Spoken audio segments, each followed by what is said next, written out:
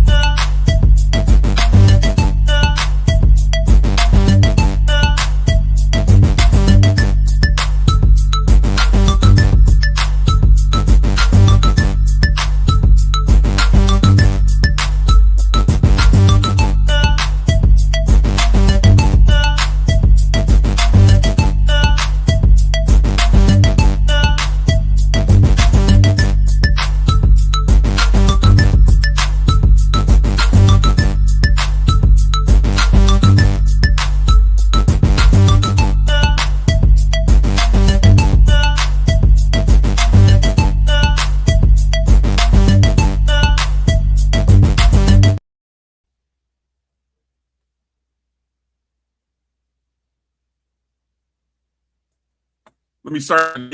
Welcome to the live of the BCSN SportsWrap.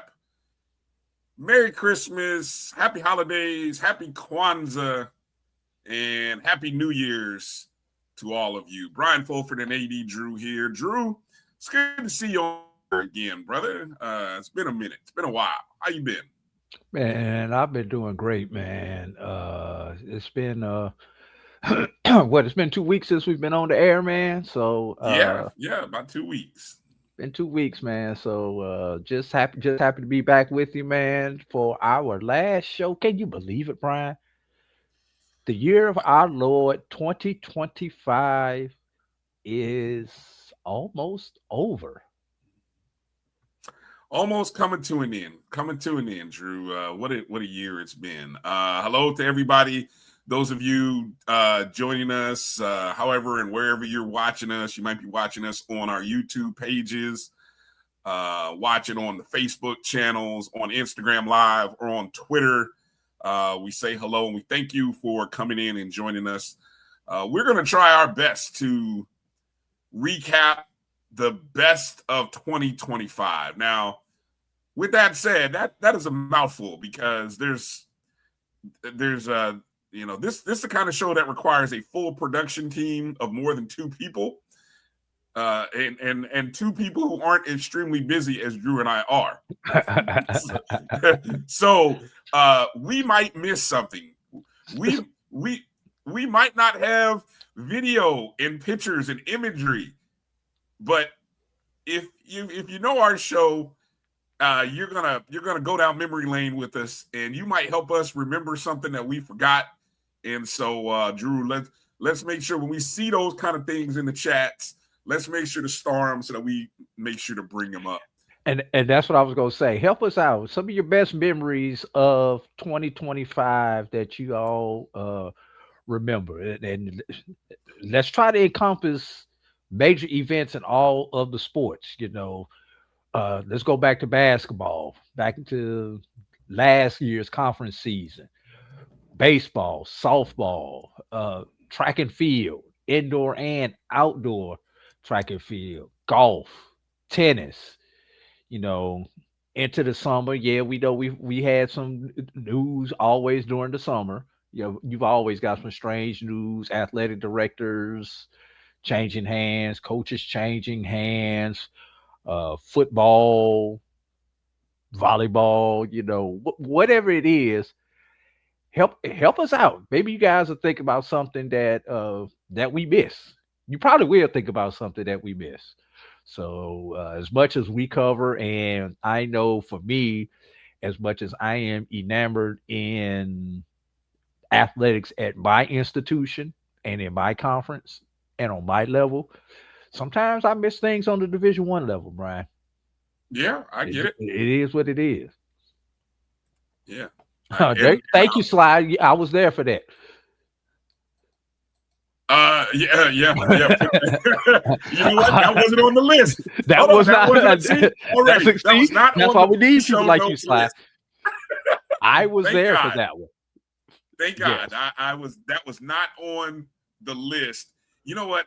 And that, oh man, this is going to send us down a rabbit hole. We have to put that in let's start aggregating a list of the biggest surprises and upsets of the year, and mark that as one. Mark, there's a little notes button there, Drew.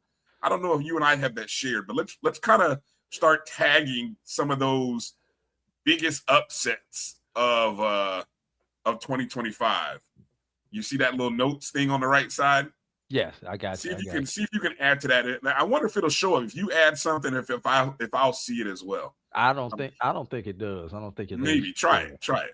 But yeah, thank you. Visible only to you. I'm looking at the notes right now. So yeah, we'll have to add that. Put that in the private chat. What's that? Notes. Yeah, notes. Upsets. I'm just gonna put this in here. Upsets of 2025. Yep. So we did have. Hold on. Before we get going, because obviously we're going to get through a lot of stuff. Let's start with just our own because I don't want to end the show with us doing this. I want to get this out the way. What are some things that you are most, and I know this is hard to think about in the moment, but what are some things from this past year, Drew, that you are most appreciative of, or maybe some things that can come to mind that you experienced or were a part of that you're really thankful that you had a chance to be a part of in 2025? All right, I'm going to have to approach that on two different levels, Brian. And I'm going to have to approach that on the selfish level, professionally, working for Morehouse. Sure. And some of the opportunities with Morehouse. And then I will do it on a journalistic level. Okay. I've got a couple with Morehouse. Number one, and it's one of our stories we're gonna get into, the upset that we had at Howard on King Day. Yeah, I just came across that story. That's what I sent you in a private chat. I had already had that one queued up for you. Okay, cool. Okay. Number two, going out to Oakland and experiencing the All-Star game, the HBCU Classic in Oakland, setting the attendance record for that event in the short time of that event with 2 Division II schools, Brian. Being a part of that was an experience. Everything but the W on that one. Yeah. Everything but the W on that particular one. And then see if I can get you one more from a Morehouse perspective. The Classic we played in Boston, Brian. First time, the Classic that we played in Boston to open up the. Okay. Yeah. Once again, everything but the W. We got our what's handed to us by Johnson C. Smith in that particular game, but just experience of Boston, and a runner-up, Ryan. Not to sound like a homer, but when Morehouse beat Tuskegee in Montgomery, in Crampton Bowl, I wish y'all would have saw the video of what happened. You know how these young people pull the belt out to signify that they beat somebody, Brian? BTA. Yes. Guess who volunteered to give their belt up for that? Well, I was there for that one, wasn't I? I think that was the game I called. No, you weren't there for that. Okay. No, football, Brian. When we beat Tuskegee in Crampton Bowl, I personally handed the football team my belt because that one was personal for me. You know what? It made me think about the Morehouse Clark game. The Morehouse Clark game, which I called that game with Wilton. The double overtime. The double overtime. Yes, I remember. I called that game with Wilton, and I just remember that was in the early stages of the BTA. The whole concept of the BTA I felt like it really took a life of its own at that moment because there was this mob of kids with the belts, right? And then you saw some players right in front of the scores table. Yes, right in front of it. I mean, it was an unbelievable scene. It was I was very still got honored. the video. It's on somewhere. It's got to be somewhere. It's got to No, be somewhere. because We I know got that one of y'all somewhere. pulled out y'all phones and took that video on y'all phones. I think Wilton made, but remember that was the game where the game was so excited we got knocked off the air Because somebody pulled up, the, somebody tripped the because the plug. crowd was jumping behind us and they pulled the plug. And if it wasn't for, I forgot what was it, something helped us out. The fact that we used either a timeout or something happened, a delay in the game actually worked to our benefit, where we actually didn't lose any of the playing time. Like for the amount of time that we were down, it coincided with the timeout. And props to Roy, because I mean, when we were up there, we just calling, all of a sudden, everything went out. And Roy went into Sonic, put some band-aids, try to figure out what happened. I mean, he did it so quickly, and he's running around trying to figure it all out while everybody is jumping around celebrating. And we got back on the air just in time to be able to finish that game. But yeah, I just remember that. So go ahead. I'm sorry, I got in the way of your memories. On a professional level, seeing the success of the SWAC basketball tournament coming to Atlanta, and witnessing what I witnessed, unfortunately, in the SWAC baseball tournament. Shout out to Coach Johnny Hernandez. I will give props, even though he represents that school on the beach. I do like him personally. I just don't like where he works.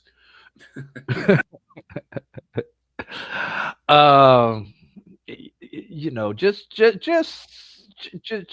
things. Just different things like that. Being a part of the Albany State run in the Division II tournament, and then of course on a personal level, being asked and accepting the position of the media coordinator with ESPN events, working the Cricket BX SWAC Challenge, the Cricket Celebration Bowl, and the Red Lobster Band of the Year. I'll yield the floor to you, Bryan. Man, that's loaded. You gave me time to kind of flip through my phone index of things from the past year. I guess I'll start with some of the more recent things that come to mind.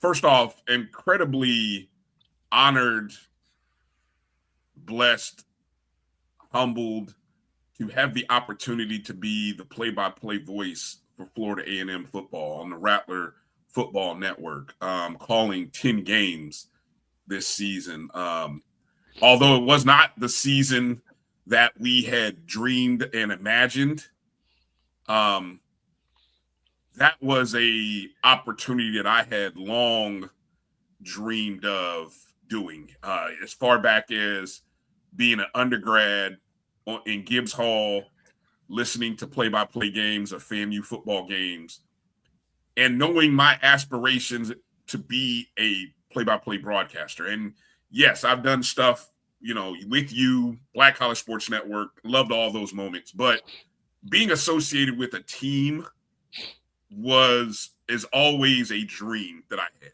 And so getting the call, and I'm extremely thankful to Vaughn Wilson. Hold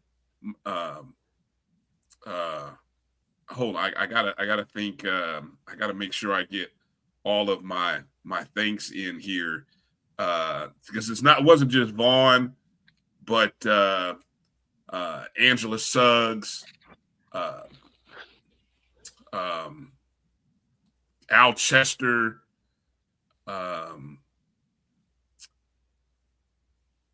Bobby Swoop, people who put in a voice and a name for me when the opportunity presented itself, and when they decided that they wanted to make a change. I was honored that finally somebody recognized my capabilities, and so the ability to be able to do it. And I think we had a great EA. I don't know, EA. Thank you. If you had a part of that, I don't know. Thank you, EA. But to any and everybody who put in my name, and I hope, despite the outcomes of some of those games, we brought a great broadcast, and we kind of uplifted the status of our Florida A&M football broadcasting, and I'm excited about the future. Should I get the opportunity to continue on in that role? So that was one thing that I think was a highlight, and it was recent too, right? And it put me in. I mean, like, I traveled to places that I had never been before. Like, I had never been to Southern University, never been to the Bluff, and never been to Mumford Stadium. I hadn't been to New Orleans since a Mardi Gras back in college. That's the last time I was in New Orleans, Drew. So I had like flashbacks walking down Bourbon Street. It was like, ooh, yeah, don't get lost down this road. Going to UAPB for the first time. Calling a game at Alabama A&M. Just being able to travel with the team and see that operation was immensely enjoyable. So I'm humbled and thankful for that. I'm just kind of scrolling through back and looking at things, from a family perspective. I'm thankful that at the beginning of the year, I had an opportunity to go to the college football national championship environment in Atlanta with my sister. We had a chance we did everything but go to the game. Thankfully, we didn't spend the money. Thankfully, we didn't spend the money because that was heartbreak. But Dad was there, so we had a chance to do that. I went on a DC trip with my dad and my sister. That was kind of fun. I'm kind of just looking back at that. Obviously, we did some broadcasting. I went to Houston. First time I've been to Houston in a while to do the Cactus Jack. That was a good experience. Got a chance to see some family friends that I hadn't seen in years while I was in Houston. And we called some pretty amazing baseball games in that Astros ballpark. I just found that February 22nd, I just found some pictures and videos from that Morehouse Clark game. That was kind of funny. Just the summer of touring, the various HBCU sites this past year, and watching all that play out via the things that we did with Florida A&M. That was pretty memorable. From a fan perspective, seeing my Pacers get to within one game of winning the NBA Finals and then having it blown by an Achilles injury to our star player. I mean, the highs and lows of that postseason, man, I tell you, that was something. But, so, I mean, that's just some of the things that I'm extremely thankful for having gone through in 2025. So, good stuff there. Good stuff. So I'm glad we did that, because I wanted to kind of do that here because, we'll get into more as we go, and I didn't want to do that at the end of the show, rather get it in here in the beginning and go forward. So hello to everybody who's joining the show, who's just checking in with us. We appreciate you. As always, those of you who are in the chats, we want to hear your best moments of 2025, whatever they were, and we're going to try to go through some of the best moments in games and the memorable moments, the biggest upsets, so anything that comes to mind, feel free to drop it in the chats. The chats are active and live on YouTube and Facebook. If you're on your desktop on Twitter, you can probably interact and leave a chat there as well. We will see it. And we'll go through there. And so I know Drew and I were debating on two different ways to do this show. We could either go chronologically, which is going to be incredibly hard, or we can kind of do it by sport. So we're going to try to mix it up a little bit and we may jump around here. But we're just going to do the best we can here.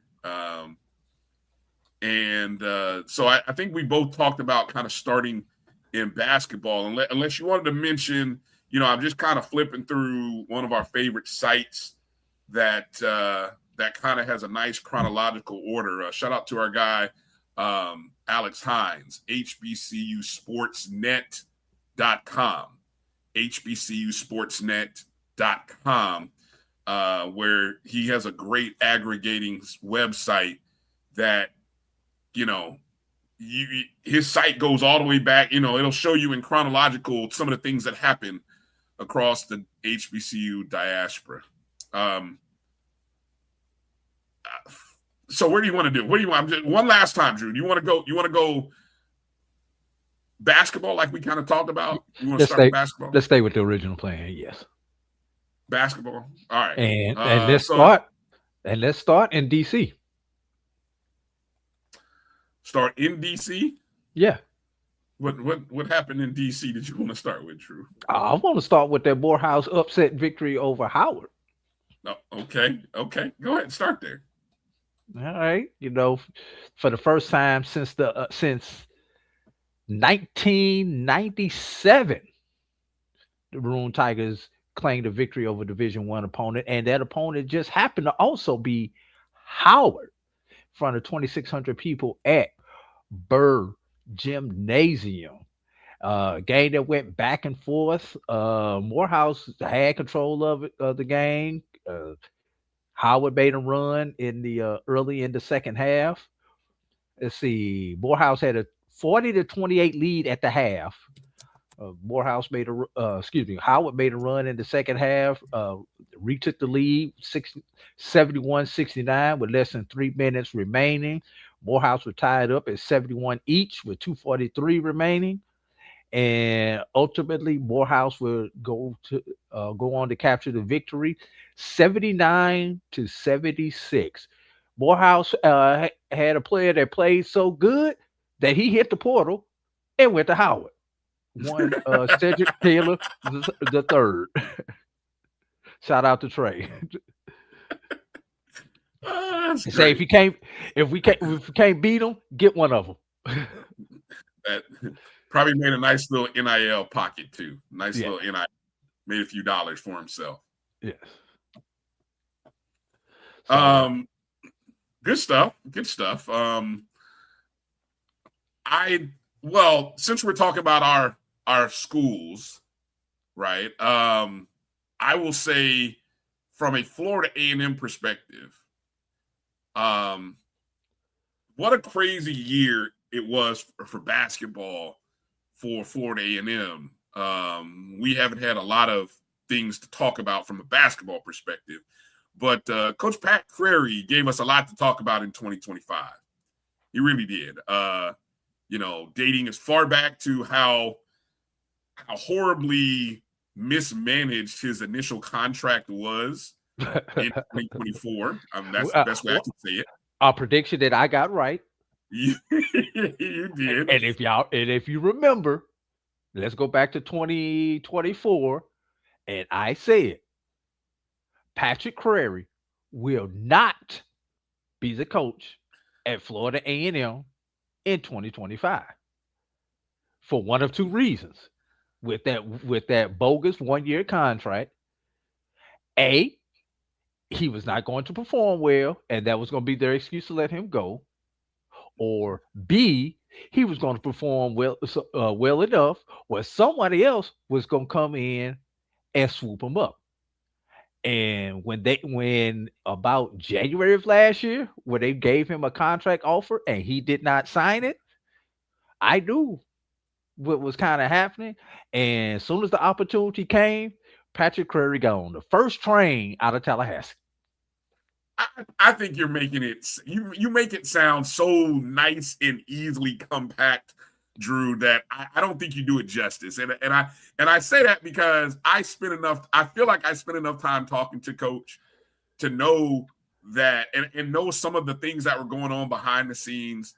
But before we get into that, I mean, yes, that is definitely something. M4 said that is something that FAMU effed up royally. You said that, chef's kiss on that.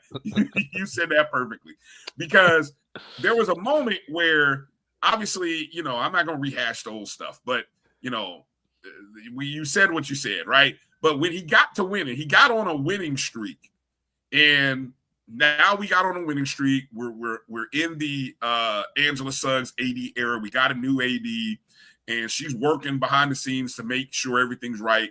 She got the board of trustees at FAMU to agree to the whole to putting the 2 years back in place in his contract.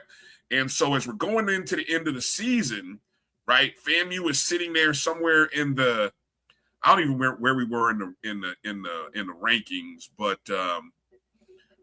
I think we were in the top 6 or 7. It was a pretty interesting men's run, because I think if you go back and look at the standings from that year, it was very interesting where FAMU basketball was, and FAMU basketball really had never won a SWAC championship, or hadn't won a SWAC tournament game. Let me back up some. We hadn't won a SWAC tournament game. Of course, at this point, we hadn't even been in the tournament barely. We're only 4 years. Yeah, we're only 4 years in. No, we've been in the tournament one other time.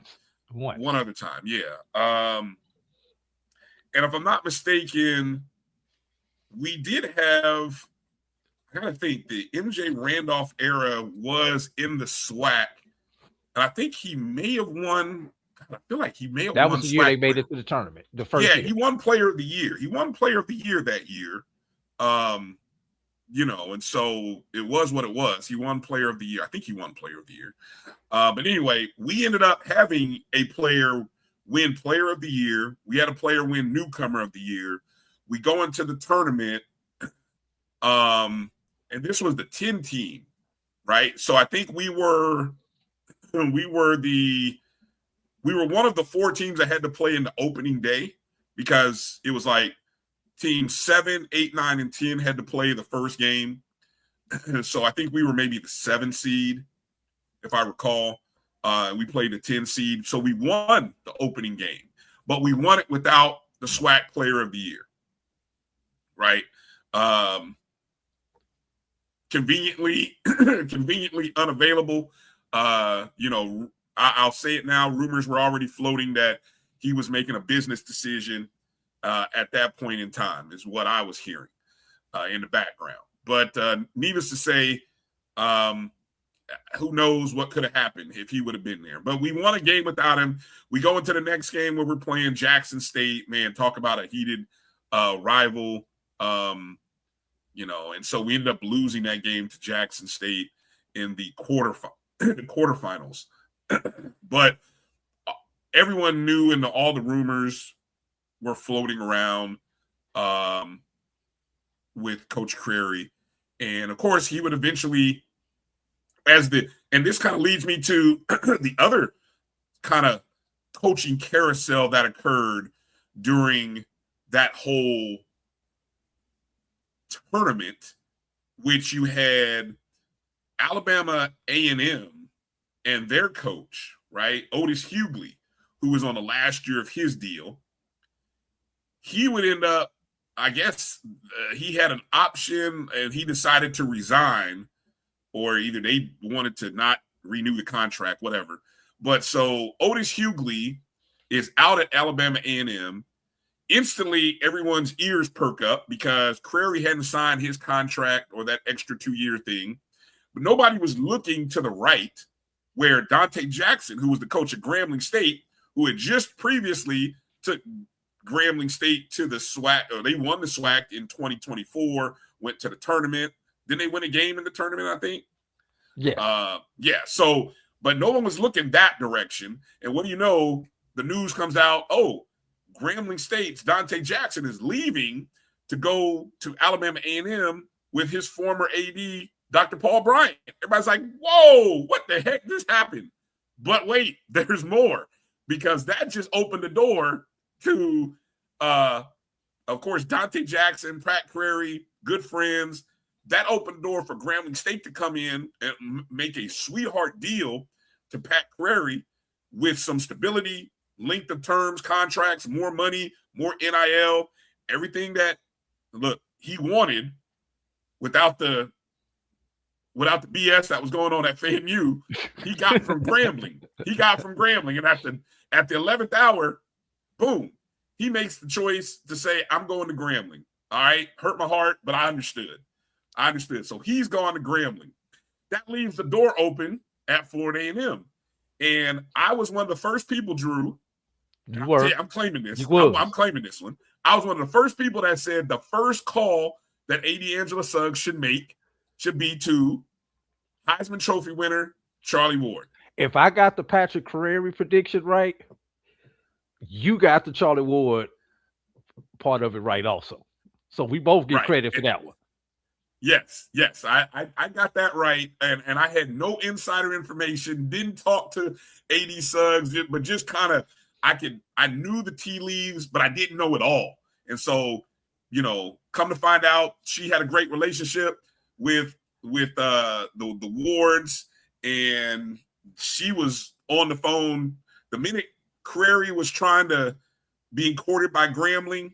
She was on the verge of contacting and courting Ward, and it just worked out that the former Heisman Trophy winner, former 11-year NBA pro, would then become the head coach at Florida A&M.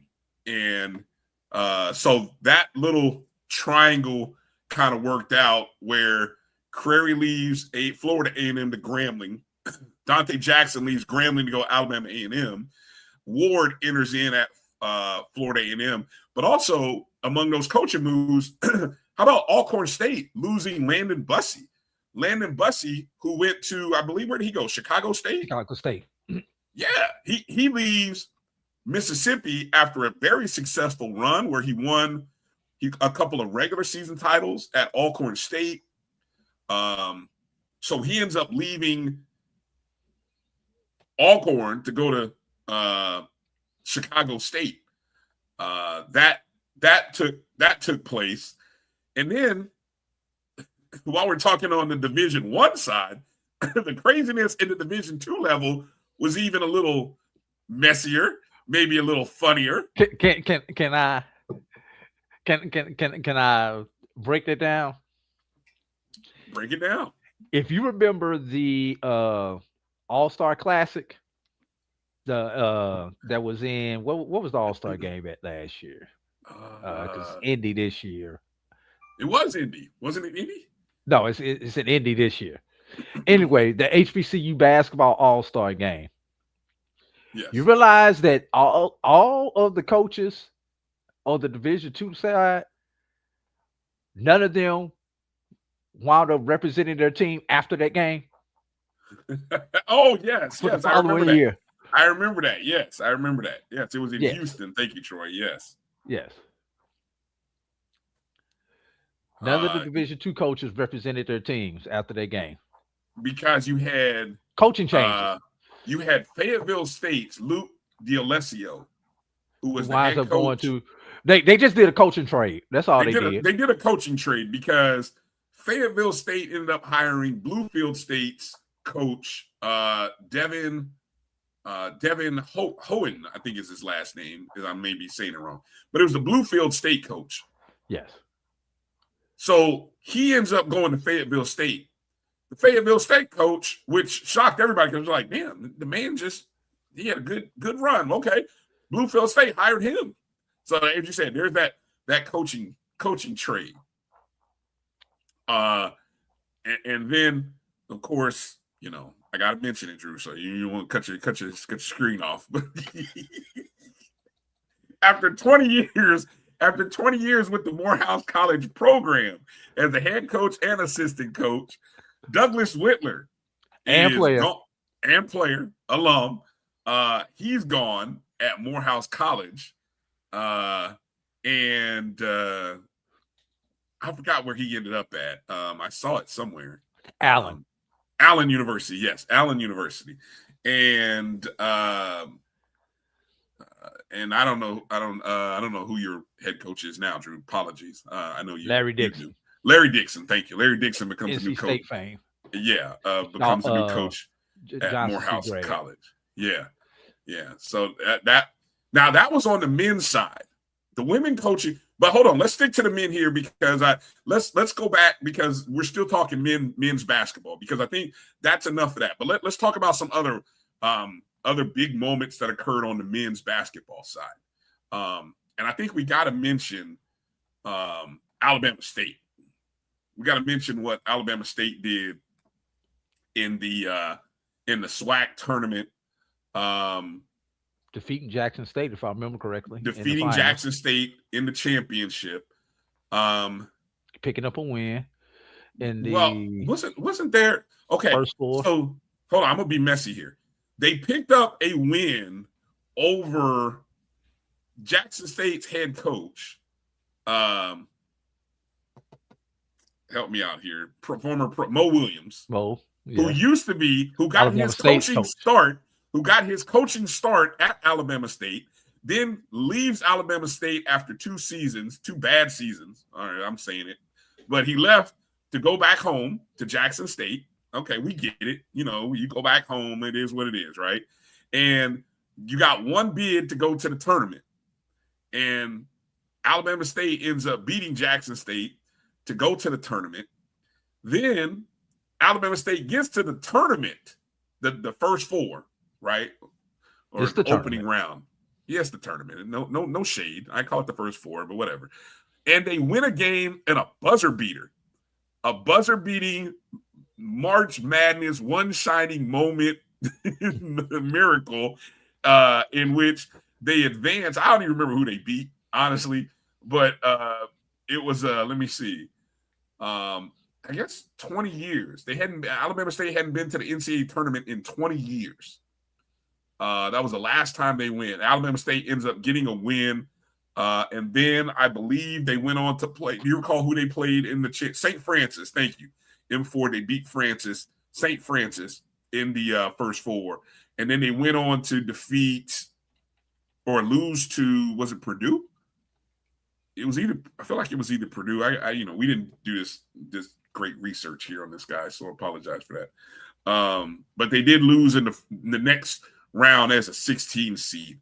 But still, I mean, it put big time eyes on Alabama State in that moment, which now was the second consecutive year, or it might have been the third, because Texas Southern had a few years where they were winning a game, but the SWAC tournament champ got another win in the opening round, which, let me see, the year before Grambling State won, and there was a couple years where Texas Southern got back-to-back wins. So I want to say over the past 5 years, I feel like it's 4 of the past 5 years, a SWAC team won a tournament game in the NCAA men's tournament.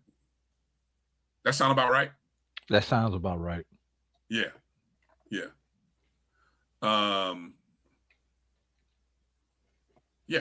Okay. Anything else from the Division I men's side? We can kind of keep moving through these notes because I got one for the women's side. I want to hit on. Jump to the women. What you got?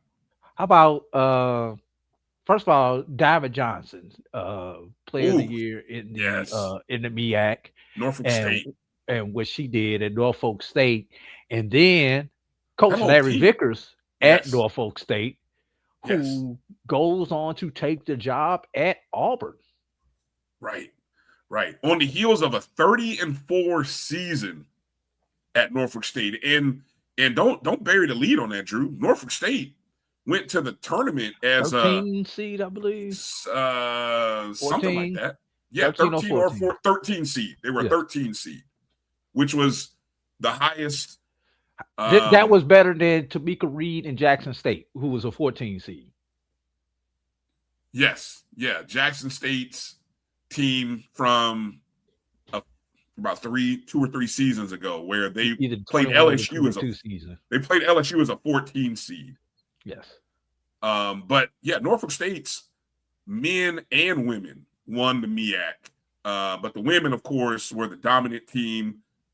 30-4. Vickers parlays it into a gig where he leaves Norfolk State, where he'd been, the men's assistant coach, been the head coach of the women's program, and parlays it into an SEC job at Auburn. That was pretty significant. And then, of course, Southern, while we're talking about the women, we can't miss Southern University. Southern's women won the SWAC. And laid the egg in the tournament. But no, Drew, they got to win in the tournament. You forgot about that. Oh, I'm off a year. You're right.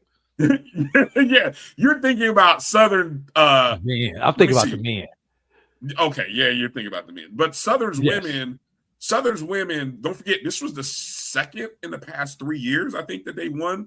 Because remember, they knocked off that Jackson State team that everyone kind of thought was unbeatable the year after they went. I think it was Tamika Reed's last year.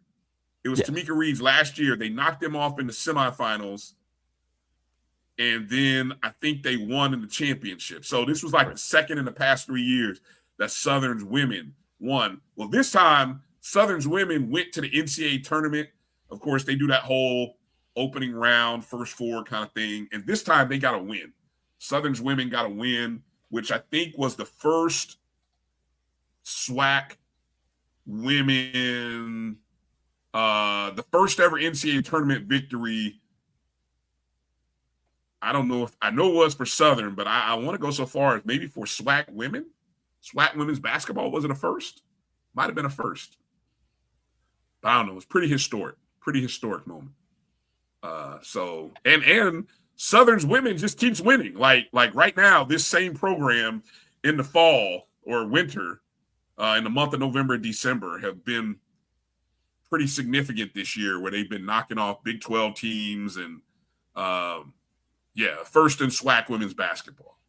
Yeah, so that's kind of historic win for Southern women. Let's see what else we got.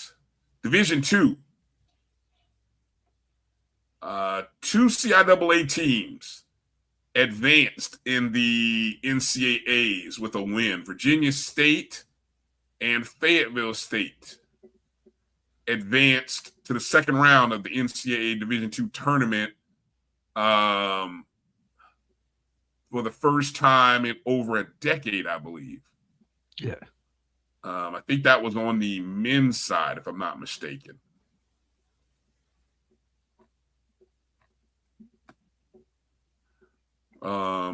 Just kind of glancing through here. I just want you to get to the SIAC. Okay. You want those SIAC coaching changes or just in general? How about go ahead. After a dominant season by Miles men going 19-1 in conference play, with a first round loss in the SIAC basketball tournament to eventual champion Savannah State, who, if you want to talk about coaching changes, let's start off the season fresh out of the new year. Coach Horace Broadnax walks away from Savannah State. Before conference play starts. No. Or it was in January. Conference play. In the midst, okay. Conference play. Okay. Cleavon Thompson takes over as interim coach. He was in chair too for Coach Broadnax. And after winning the first couple games, they go on a little bit of a losing streak, but then they wind up coming into the basketball tournament hot and knock off Tuskegee in the championship game and won for the ages. And once again, I was there for that one because it was held on the campus at Morehouse, right? Of Morehouse College.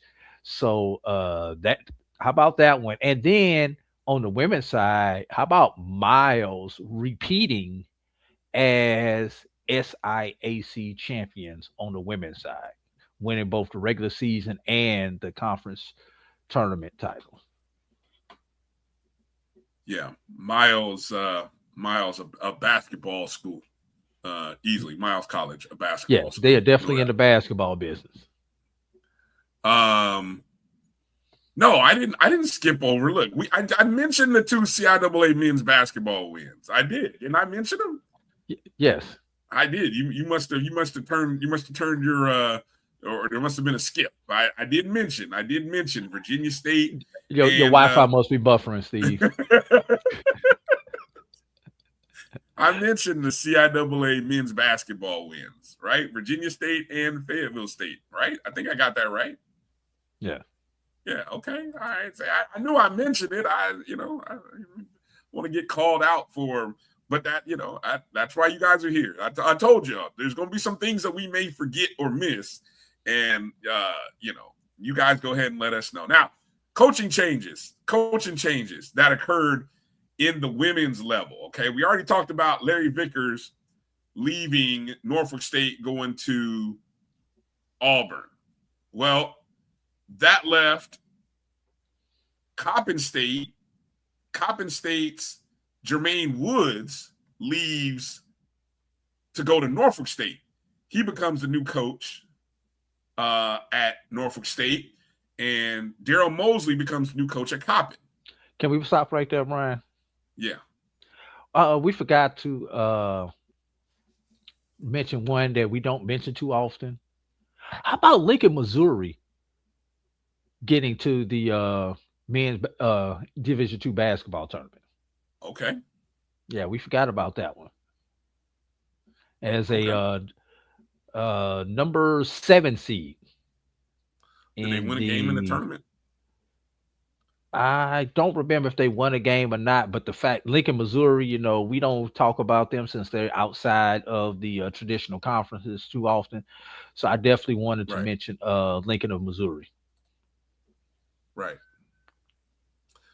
Going back over to the women's side of things.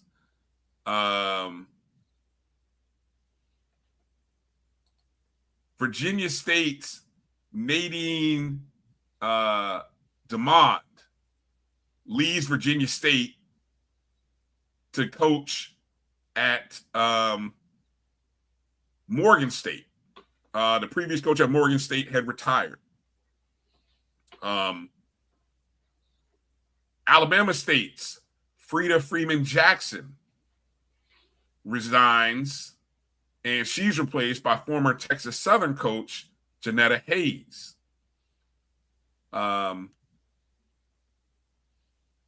Tim Eatman resigned after 3 years at South Carolina State, and he's replaced by Cedric Baker, who used to spent about 15 years at Savannah State. 16, 17 years. Yeah, it was a good decade plus at Savannah State, and he's now at South Carolina State. I know there was a new coaching hire. There might have been a few other new coaching hires. I think Winston-Salem State may have had a new coach this past year. I do remember there's a bit of excitement there from our guy Steve. He may be able to share and tell us that, but I thought those were some of the more significant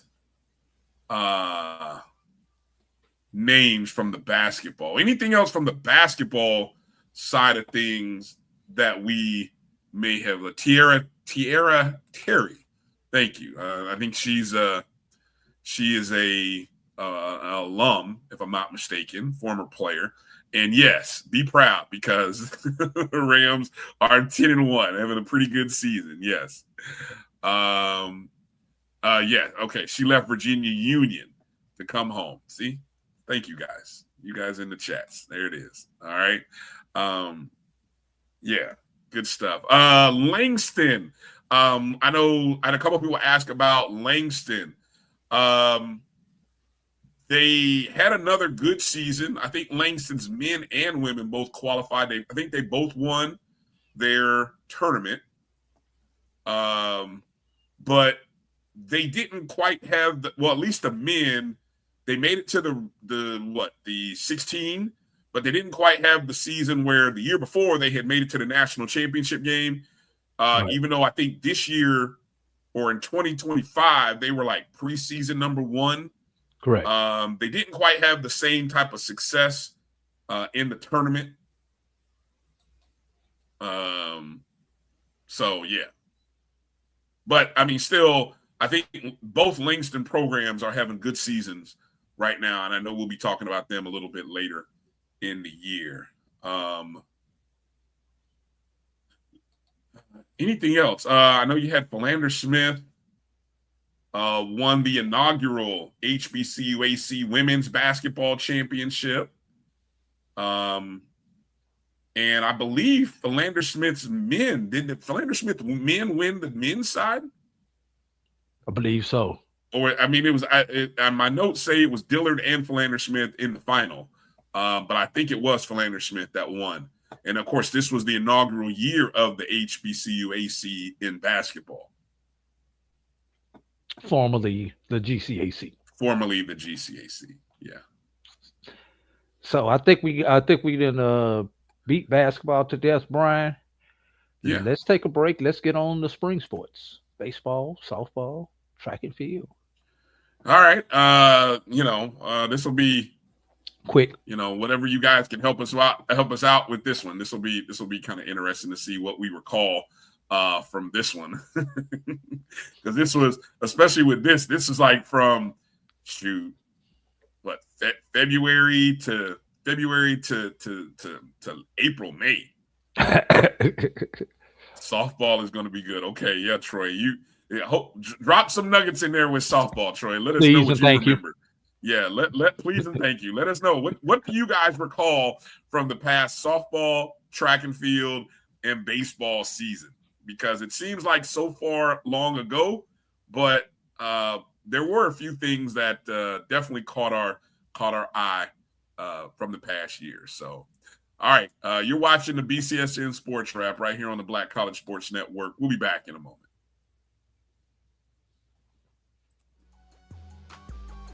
This is the Dean of the College of HBCU Sports, Kenyatta Cavill of Dr. Cavill's Inside the HBCU Sports Lab with Mike Washington and Charles Bishop. Come mix it up in the lab where the course lecture is in session every Tuesday from 6 o'clock p.m. Central Standard Time on Facebook Live, YouTube Spreaker, or the BCSN app, as we discuss all things about the HBCU sports culture, including exploring the week that was in the sporting HBCU diaspora, as well as the upcoming week of HBCU Sports. With me, the Dean, the College of HBCU Sports, on Dr. Cavill's Inside the HBCU Sports Lab with Mike Washington and Charles Bishop. Course lecture dismissed. Looking for the ultimate cultural experience of 2026? The Zora Outdoor Festival of the Arts is where you need to be. From January 30th to February 1st, Eatonville, Florida will come alive with incredible live performances. Immerse yourself in interactive art. Shop from over 80 vendors. Take a journey through history with a new virtual tour app. And enjoy family-friendly STEM activities. Plus, don't miss the unforgettable R&B tribute to the legends. This is more than a festival. It's a celebration of Eatonville's rich cultural heritage. Visit zorafestival.org for tickets. You're looking for the latest information on Southern University sports, the Southwestern Athletic Conference, and HBCU athletics. There's only one place to go. Tune in to the Carlos Brown Show, exclusively on the Black College Sports Network. When it comes to professional learning, teachers deserve better. From the leader in online learning, Stride brings you the Stride Professional Development Center, an on-demand library of mobile-friendly courses that gives teachers choice and flexibility, allowing them to learn anytime and anywhere. Our dynamic courses provide bite-sized learning and help educators advance their knowledge while also gaining professional development hours. It's time you take charge of your learning. Visit us today to get started. It's never too early to plant the seed, to share the tradition, and instill a sense of pride in your HBCU with your little ones. HBCU Pride and Joy Children's Boutique helps you share your school spirit with a wide selection of adorable kids apparel and accessories, officially licensed from your favorite HBCU. Visit hbcupridejoy.com and follow us on all social media at HBCU Pride Joy on Facebook and Twitter. For over 30 years, HBCU Image has been more than just an apparel store. We've been a movement, a statement, a legacy. We celebrate the pride, the purpose, and the culture that make historically black colleges and universities legendary. HBCU Image, a Kenny T's company.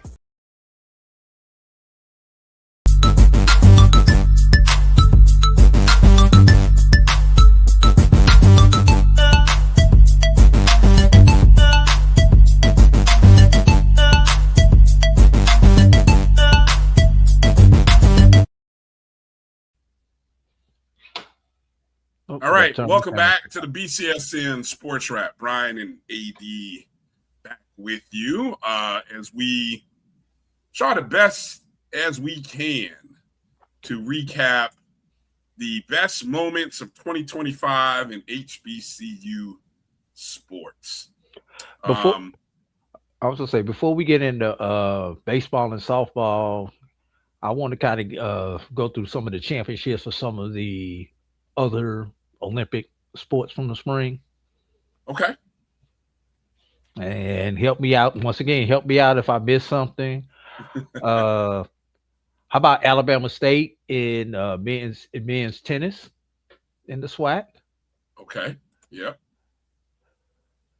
Florida A&M in women's tennis. Yep. Golf. I believe FAMU won golf. FAMU men, right? Golf. Won golf. Don't recall who won the women's golf. How about track and field? Thanks, Kelvin. Alabama State on the men's side, FAMU on the women's side. That's the indoor and outdoor. Yep. Yeah. Indoor by the Alabama State, outdoor for the FAMU. For FAMU. Yep. Yeah. How about Benedict and SIAC preventing Morehouse from getting to the trifecta on the men's side in track, in track / cross country? After Morehouse won the cross country championship and the indoor championship, Benedict coming in and defeating Morehouse to win the outdoor championship, with Morehouse taking second place, and it came down to the final race, the 4x4. Okay. Let me see if I can go and that's the 5th straight outdoor championship for Benedict on the men's side. See if I can find any more. As you're talking about track. Howard. Oh, yes. Howard wins men's golf in the NEC. Okay. Howard's women, Drew, on the track and field side of things, captured their 4th consecutive indoor title. Right. I believe didn't A&T take the track championship in their conference? They did. I can't remember which one it was. Actually, them and Hampton had a good year in the CAA track. Yes. You're gonna make me go look up what month did that occur in? That would have been April, or either April or May. South Carolina, while you looked it up, South Carolina State, 5th consecutive men's tennis title, and 6th consecutive women's tennis title. Tuskegee captured the women's track title in the SIAC.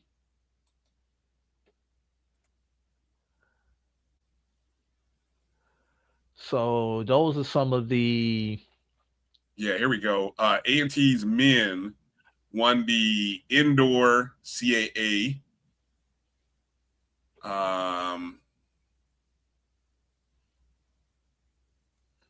Let me see who won the outdoor. Shaw's women won the CIAA women's tennis.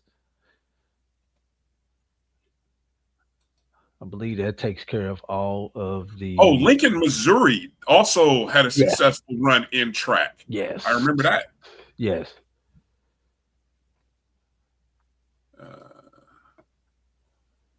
I think on the outdoor, hold on, I'm gonna pull up here. Let's see. So let's see. A&T's men won their first outdoor CAA title. So they won the indoor and outdoor.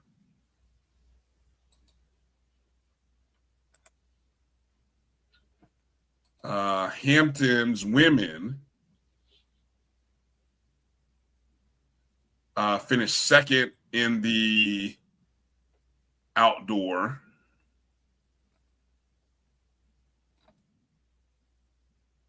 I thought Hampton captured the out. Hampton did something. I don't know, but maybe second is what they did. Claflin men and Winston-Salem women took the CIAA track titles.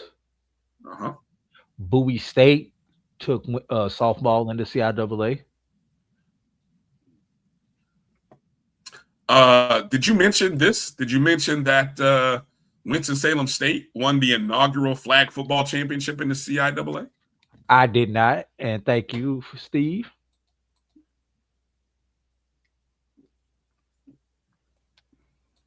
Yeah, shout out to the WSSU Rams on that.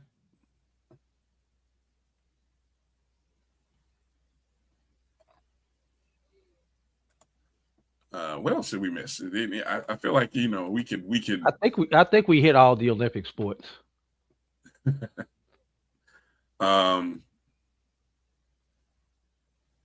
Are we including volleyball this fall as an Olympic sport? When we get to that portion of the show. Yes. Oh, you want to save that for later? Yeah, I mean, okay. I'm going through the spring. We're going through the spring. Oh, you're going through spring. Oh, I got you. Yeah. I got you. Okay. Yeah. Right. Okay.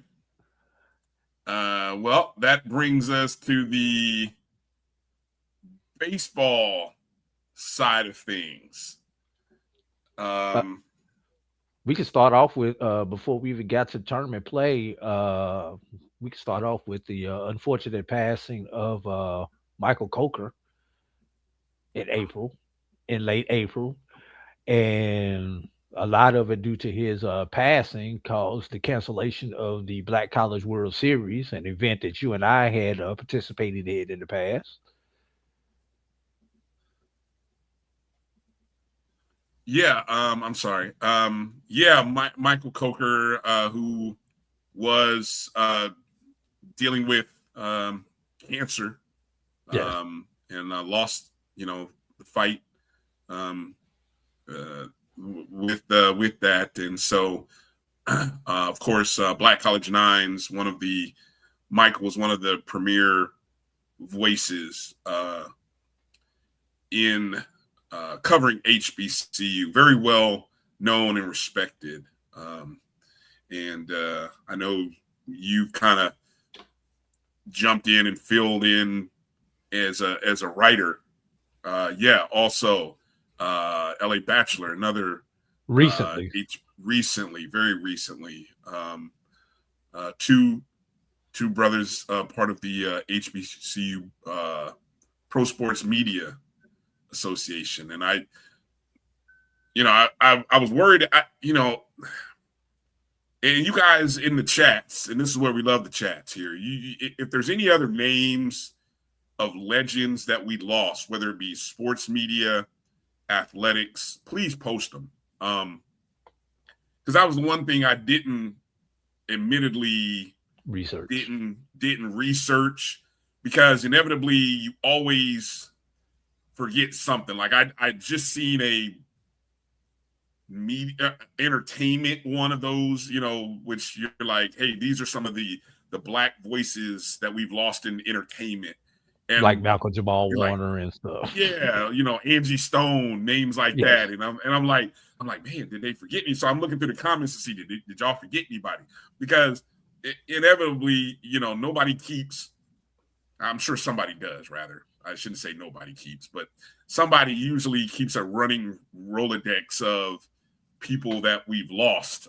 So if you guys think of any names, legends that we've lost, please post them in the chat so we can go. Yeah. In terms of a basketball thing, Angie Stone was on her way to the CIAA tournament. Yes. When she tragically passed. Okay. HBCU baseball. So I think we cannot underscore and bury the lead here. The SWAC championship game between Bethune-Cookman and Florida A&M is probably, I'm talking all games, all sports in 2025. It is one of the top 5 games of the year. Now, that's one of the things I would love for you guys in the chat to be thinking about. What were your top 5 games? And I asked a few guys in our group to give me some ideas. Charles Bishop gave me some good ideas. Doc sent me some as well. But this game, the championship game between Bethune and Florida A&M, first off, is a rivalry.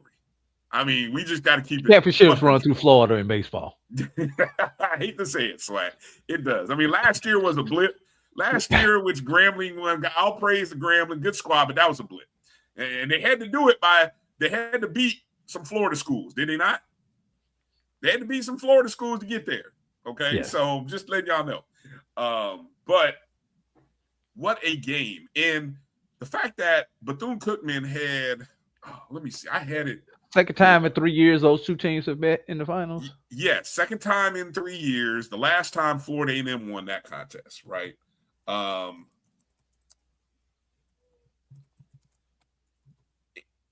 Bethune was having a record season. I mean, they played 30 games. 30 games.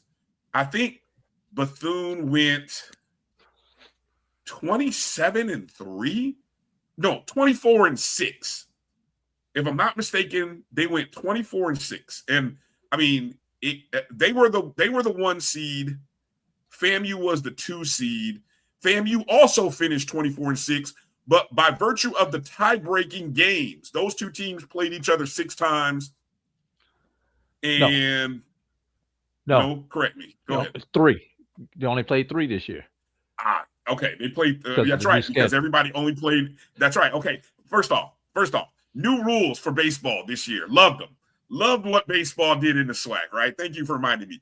You play everybody in the except in the for league, one team, except for one. So that means you're playing 10 opponents of the 11 game series. 10 of 11 in 3-game series. Right.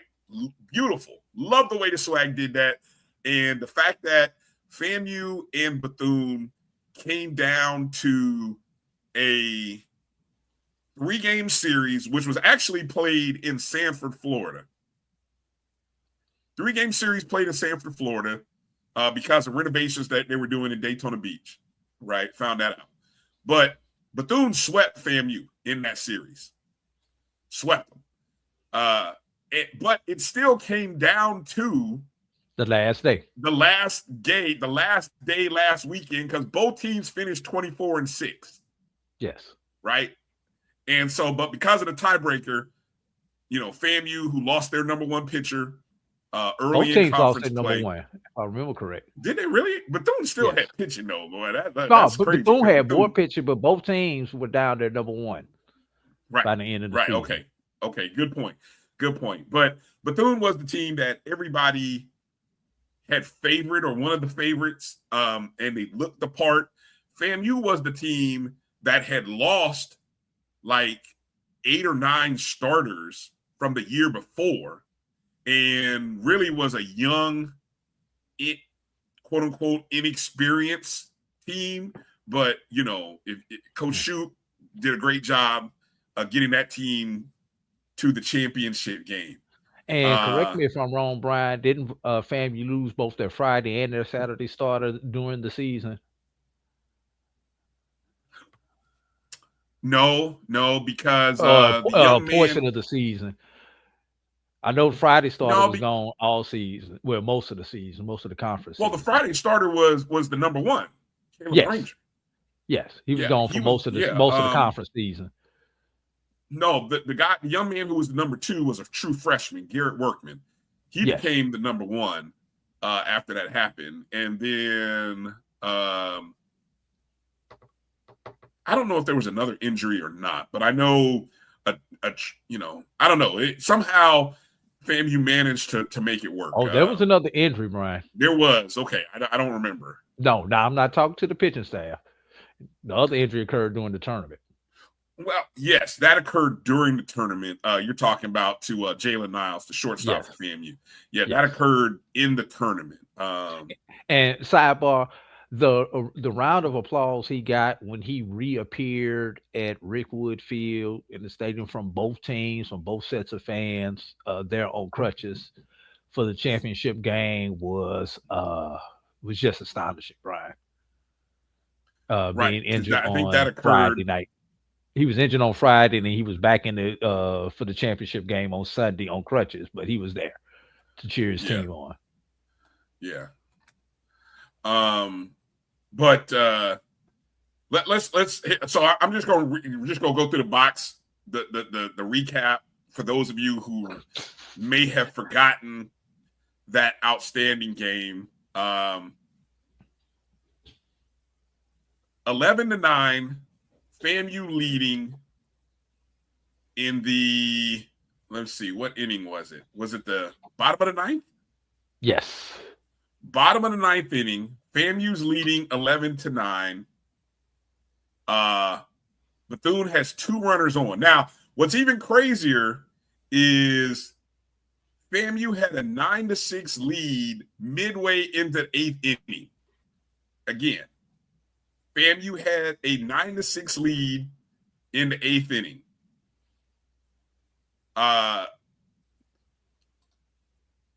Bethune would score 2 runs in the bottom of the 8th inning to cut it to 9-8.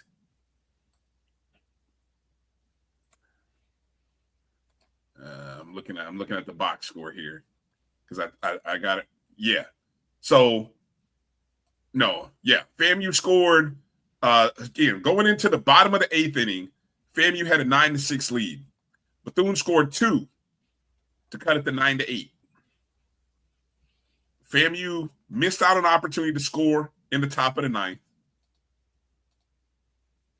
They go to the bottom of the 9th inning with a 1-run lead. They get to 1 out away. 1 out away. Bethune-Cookman's Andre Martinez comes to the plate with 2 outs, 2 runners aboard. And I'm not going to show the video. I don't have the video. I don't want to see that video again. But let's just say Martinez smokes a ball to the furthest part of the park, Drew. Oh God, no, you don't have. Did you pull up video or do you have pictures of it? Oh, curse you, Drew. Curse you, Drew. Martinez smokes a ball to deep center, where literally it's 400 feet to dead center. Bethune-Cookman walks off with a 3-run win, 3-run homer to win 11-9. That was Martinez's 20th home run of the season, which tied a single season record at Bethune. It was Bethune-Cookman's first SWAC tournament title, and they would go on to make their first NCAA regional appearance since 2017. when they were in the MEAC. Bryan, backstory on these shots. This shot and this shot. I was standing literally behind home plate, knowing that it was the bottom of the ninth inning, and knowing that I was going to capture the shot of the championship. Little did I know, and I'm just snapping. Little did I know I was going to be capturing a walk-off, but I do have camera ready because this was going to be the moment. And like I say, just standing behind the fence at home plate, I was able to get these two shots. Where I had more shots, but these were the two that I am sharing with everybody. And the reaction for the center fielder as the ball goes over is priceless. Didn't have a chance at it. Never had a chance at it. It's priceless. I mean, again, if that's not one of the top 5 games of the year, you show me 4 better ones. Because I think across all sports, when we talk about outcomes that just, I mean, what an outstanding 5 runs in the final 2 innings to win that game.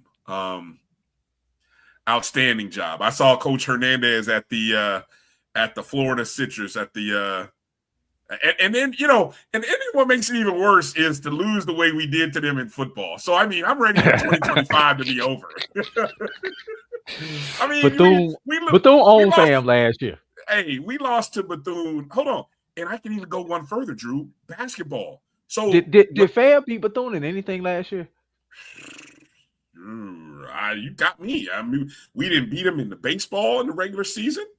We lost on a last second. We lost in the last play of the SWAC championship game on a walk-off homer. The men and women's basketball team blew leads in the final regular season game at Bethune. I was there. It was disgusting. Both teams lost games like you had a lead down the stretch and you couldn't close them out.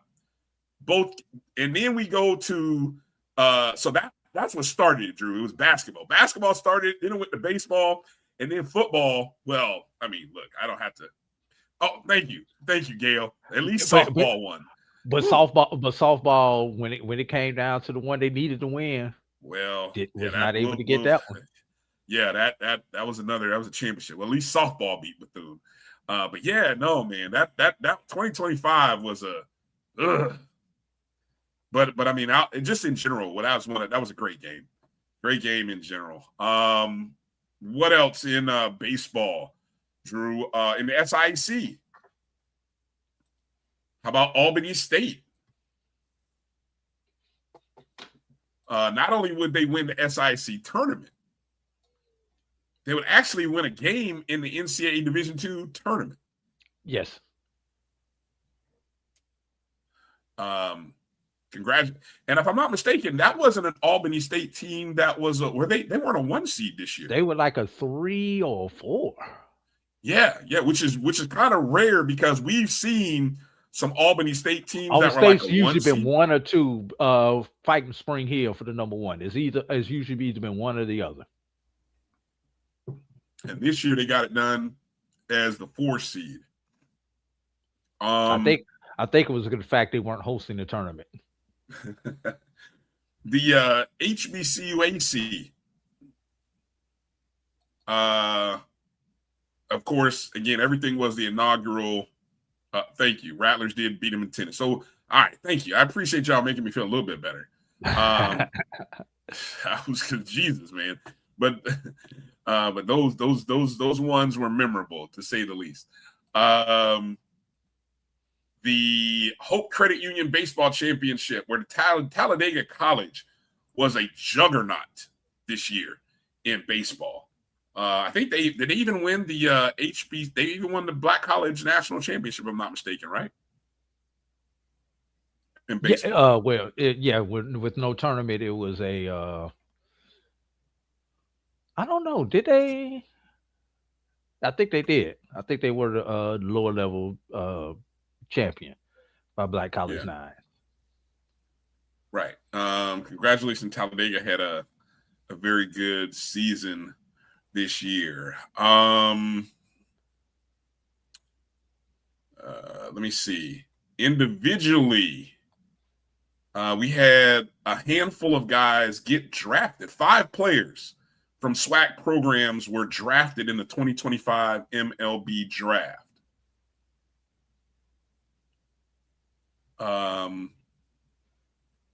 Kyle Walker of Grambling State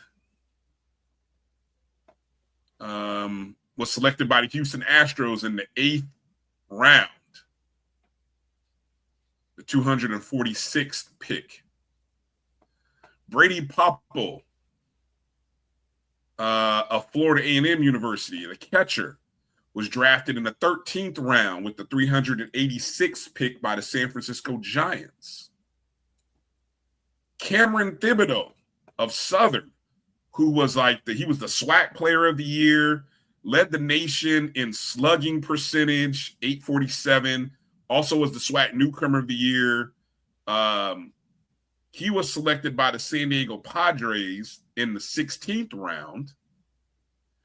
And then a pair of Alabama State Hornets were selected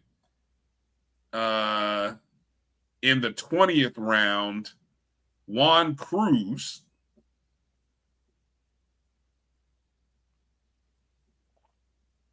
first baseman, and Cameron Douglas, an outfielder. They were selected in the 20th round by the Washington Nationals and Detroit Tigers, respectively. So 5 HBCU players were drafted. How about since we talked about individual awards? How about Elijah Pinckney from Morehouse, Brian?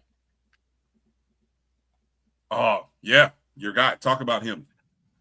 First Division II player to be selected in the as a part of the HBCU Swingman Classic, and to top it off, he received the 2025 T-Mobile Impact Award for service and leadership.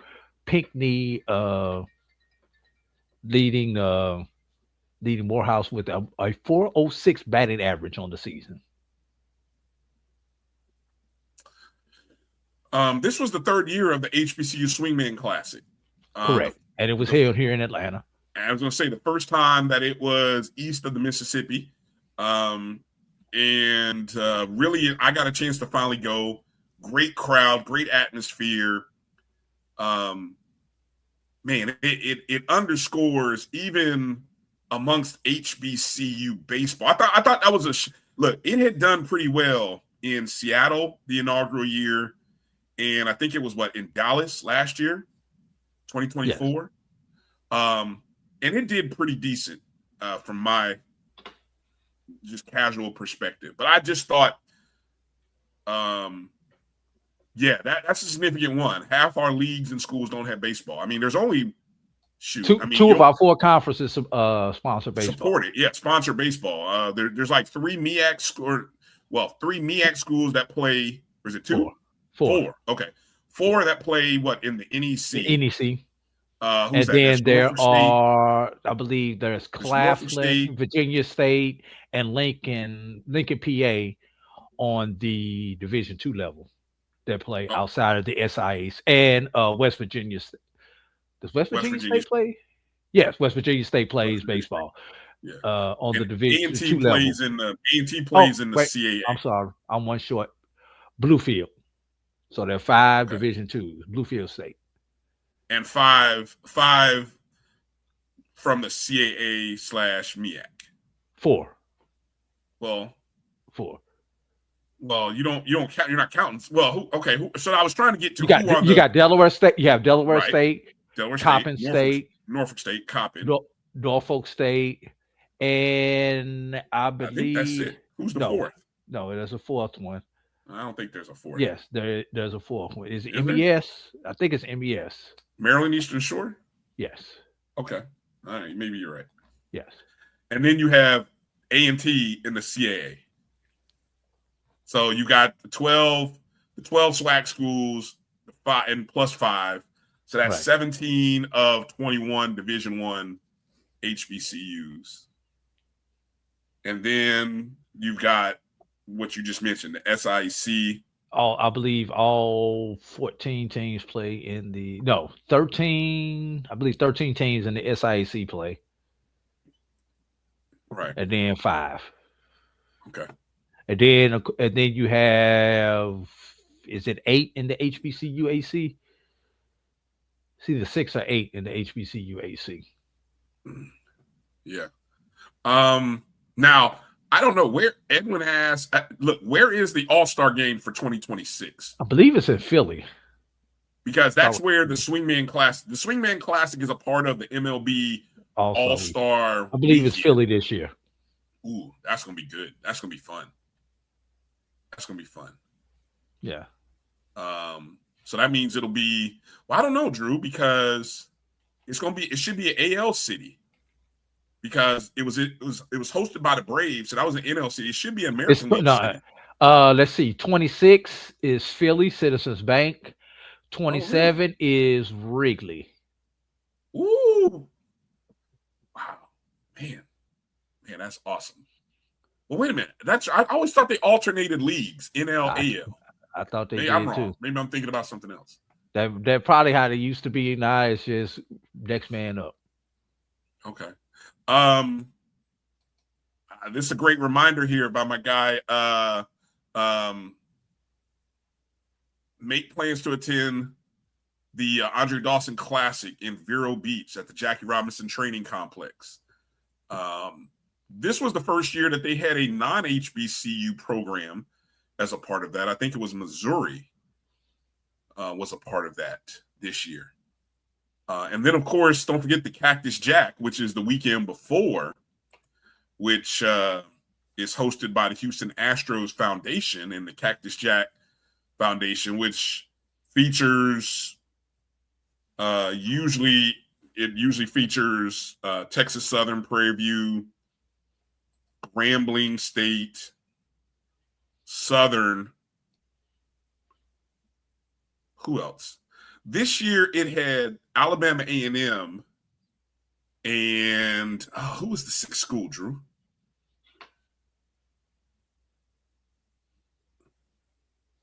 Who am I forgetting? I had the two Texas schools, the two Louisiana schools, Alabama A&M. There's somebody who I'm forgetting. Oh, Jackson State, a Mississippi school, Jackson State. And I think what happened was Alabama A&M came in because usually Alcorn would have been a part of it, or at least Alcorn has been, because usually they try to keep it to the Mississippi, Louisiana, and Texas schools. But I think for whatever reason, Alcorn couldn't be a part of it, or I think they had a new coach. Brian, have you seen Alcorn baseball lately? Okay, enough said. Yeah, but I thought Alabama A&M represented themselves pretty well. They represented themselves pretty well. Yeah, so I started seeing baseball schedules come out. So let's go. HBCU's programs. Let's get those schedules out, man. You know, let's get them going. I don't know what's taking so long. I've seen Bethune-Cookman. Bethune-Cookman had their schedule posted like the last week of the football season. Come on now. All right. Anything else in baseball that we left on the table there for baseball? How about the first four minority baseball prospects with their annual All-Star game, and then their first four that they had featuring Tuskegee, Miles, and Morehouse. Okay. And that was held always in do good Montgomery. work. They've even included and started incorporating softball over the last couple seasons, so I think that's been a positive. Yeah. And then they have their annual All-Star games. Those were played in the Charlotte area this past year. Mm-hmm. Good stuff. Shout out Good to stuff. Alex Weiss and Reginald Hollins and all those guys over there. Yeah. Softball, Brian. Softball. Let's mention Jackson softball. Jackson State, back-to-back SWAC champions in the SWAC. But it wasn't. I tell you that while Jackson State may have been the story, they were, personal privilege. I enjoyed the run that Florida A&M and first-year coach Brittany Beal put together. I mean, what an outstanding season she had. How about Howard over in the MEAC? Howard, dominant run in the MEAC. No, you talk about dominant run. Regular season? Yeah. If you want a dominant run, Brian, you need to look at Steelman in the HBCU AC. Wow. Oh, yeah. Definitely. They swept the regular season and conference title. Yes. And I'm trying to remember who won the CIAA in softball. Trying to see if I can find it right quick. Help me out, Steve. I know you're still in here. Drew, take the chat for a second. All right. I'm going to let you have it for a second. All right. Well, with that, while I look for the CIAA softball champion, what we're going to do now, we're going to take a break. When we come back, we're kind of going to the summer, and then we'll get into the fall sports. You are watching the BCSN SportsWrap right here on the Black College Sports Network. We'll be right back in just a moment. For over 30 years, HBCU Image has been more than just an apparel store. We've been a movement, a statement, a legacy. We celebrate the pride, the purpose, and the culture that make historically black colleges and universities legendary. Whether you're a student or a lifelong supporter, our gear lets you wear your HBCU story with confidence and style. Because when you wear HBCU Image, you're not just wearing clothes. You're wearing culture. You're wearing pride. You're wearing purpose. HBCU Image, a Kenny T's company. From cancer care to accidental injuries to cardiac care, we all know that there are times that you can't control what happens in your life. But with Globe Life Family Heritage, you can be prepared to weather the storm when it comes. Call Dr. Beverly Eagle Rogers at 877-300-8269 or visit the website at globelifefamilyheritage.com. With over 25 years of serving communities, Dr. Beverly Eagles Rogers is here to help you and your family through difficult times. Dr. Beverly takes pride in Globe Life being one of the few companies that returns 100% of premiums to clients that stay healthy. So for more information, call Dr. Beverly Eagle Rogers at 877-300-8269 or visit the website at globelifefamilyheritage.com.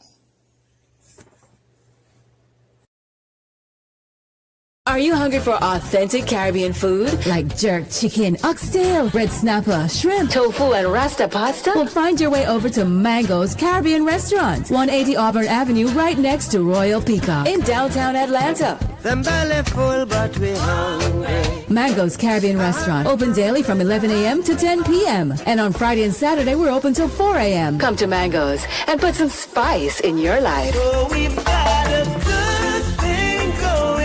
Mango's Caribbean Restaurant, 180 Auburn Avenue, right next to Royal Peacock in downtown Atlanta. For more info or directions, call 404-698-3992 or log on to mangoscaribbeanrestaurant.com. For instant coupons, text MANGOS to 313131. Tell your mama hungry, papa hungry, brother hungry. Mango's Caribbean Restaurant, authentic Caribbean cuisines. Open up the door, tell your mama hungry.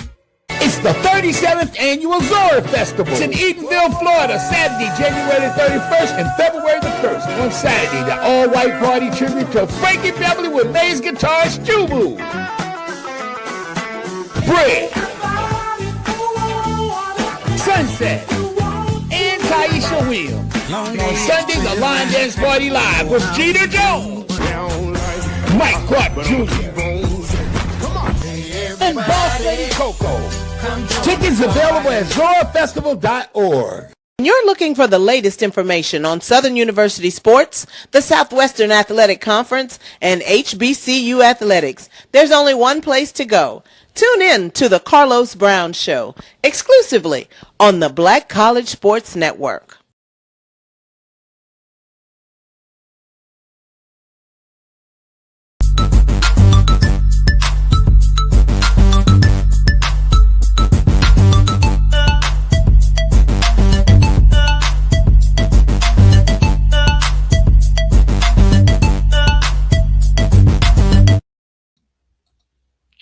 We are back here on the BCSN SportsWrap. A.D. Drew here. Brian Fulford had to step away for a moment. He shall return in just a moment. But in the meantime, I need some of you guys to tell me, what have we missed thus far? We've gone through the first half of 2025. What were some of the biggest stories over the summer administratively that happened? Some of the surprising coaching changes as we got ready for football season. What were some of the highlights that you remember from your respective media days? CIAA, BAC, SIAC, SWAC. I know one that comes to mind is the GAF when talking about Howard versus Hampton during the BAC Media Day, where Hampton no longer a member of the Mid-Eastern Athletic Conference.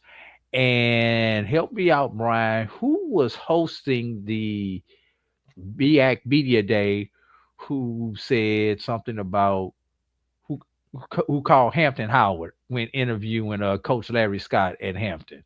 Who was that? Oh, that was Shady. That was Shady McCoy. I'm just thinking about things happening over the summer, Brian. Who thankfully, coincidentally, Drew, we have not seen or heard from him in HBCU spaces since that moment.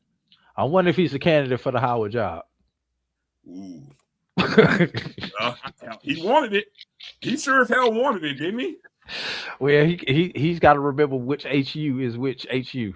Man, I think he knew he was trolling, man. He was trolling, man. He was trying to get a rise. Yeah. Yeah, he was definitely trying to get a rise, but you know what else? Anything else that you remember from Media Day? Media days. Well, speaking of Baltimore, the fact that the BAC football Media Day moved from Norfolk to Baltimore, I think that was significant. A lot easier on the travel there to Baltimore. I think one of the things, didn't we mention about the fact that, and also somebody's the CIAA moving from Salem, Virginia to North Carolina for their Media Day. Now the problem with that, Brian, let me say that the problem with that is the CIAA Media Day being the same day as what was the SWAC Media Day? No, when did that?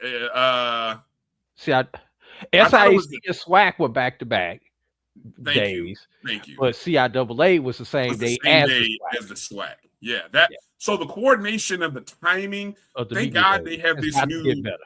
Thank God they have this new HBCU for us thing, where maybe now these commissioners can now all kind of work together and say, "Hey guys, let's not do our media days on the same day with each other, right? And let's be a little more coordinated so that we can get proper attention on all of our programs, at the same time." If we're going to do them in the same week, can we allow at least one day between the two so people can travel back and forth? Because a lot of these media days are covered by a lot of the same people and the same entities, and you want to make sure that the entities are able to cover. If you're going to do one on Tuesday, the next person needs to be on Thursday or Monday, Wednesday. That would Not be nice. Tuesday, Wednesday, Thursday, Friday, unless they're within a hour and a half, 2 hour radius of each other. But even still, that's tough because of the equipment that you have to set up. I love your Tuesday, Thursday idea. Give me a Division II school on Tuesday. Give me a Division I on Thursday. You know, and to do it that way. Do it that way. Give me somebody on a Tuesday, somebody on a Thursday. You know, and yes, they are all thinking independently, but hopefully, because of this agreement, which also was something that new happened this year, the HBCU for us, where it's a concerted effort. At least that's what they publicize, right? Where all the commissioners are now going to get together. Maybe they can all coordinate accordingly and get together and say, hey, we're not going to schedule our football media days on back-to-back days, and certainly not on the same day. One more thing, Brian. Hopefully we can plan better cities for them. No offense to Salem, Virginia. No offense. You've never been to Salem. Yes, did you I go did. to Salem before? Yes, I went to media day in Salem. Oh, okay. Well, don't hate on Salem. No. Let me finish my point. Okay. No offense to that. No offense to Durham, North Carolina. But let's keep these media days in cities that are easy to fly in and out of. Not I gotta fly, rent a car, and drive. Let's get them where we can fly into. Baltimore was so convenient to fly into Baltimore. Didn't need a car once you got to Baltimore. You could just Uber where you needed to go, Uber to the stadium, everything else. Atlanta, another city like that. Birmingham, easy to fly to. Charlotte would be a good city.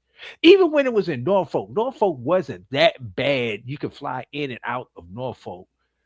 It's a little bit more pricier, but it was still a decent flight feeling. But when you get into your Salems and your Durhams and Macon, Georgias and stuff like that, we got to do better. We got to keep them in cities where we can fly, because a lot of our media have to move around and are coming from all over and want to cover. I'm going to give you another missed opportunity here. I still think these conferences are missing out on the opportunity to create more of a bazaar. And I'm talking like I'm not saying bizarre as in strange. I'm talking bizarre as in a fair type atmosphere where open it up to a few sell tickets to fans. Create an opportunity where true diehard football fans can be a part of this event, which is the debut of the football season. I mean, for SIAC and CIAA, MEAC, and SWAC fans, this is the kickoff to your football season, is it not? So what better way to get excited about the season than creating a way for fans of these institutions to purchase tickets to be a part of the MEAC media days. I don't care if you only sold 100 tickets. Give 100 fans the opportunity to be a part of this event. And I bet you they'd sell. I mean, I don't know even if you sold it for $40, I bet you you'd sell. I bet you'd sell money. I bet you it would, Drew. I think within the SWAC, it easily sell, because what you're doing is you're creating an atmosphere that allows fans to be a part of this. Let them, call me crazy. I mean, let them be a part of the experience. I think I've seen enough of the SWAC over the last few years, and I've been to the SIAC. The SIAC, no offense, Drew, is too rushed. It's like, hey, we got a 2.5 hour window here at this great facility. We need you in and out. But the SIAC really is a nice event, but I feel like for as big as that conference is, they don't do it right at all. Not at all. Well, Brian, let's play the game. Does the SWAC need to What does the SWAC need to do?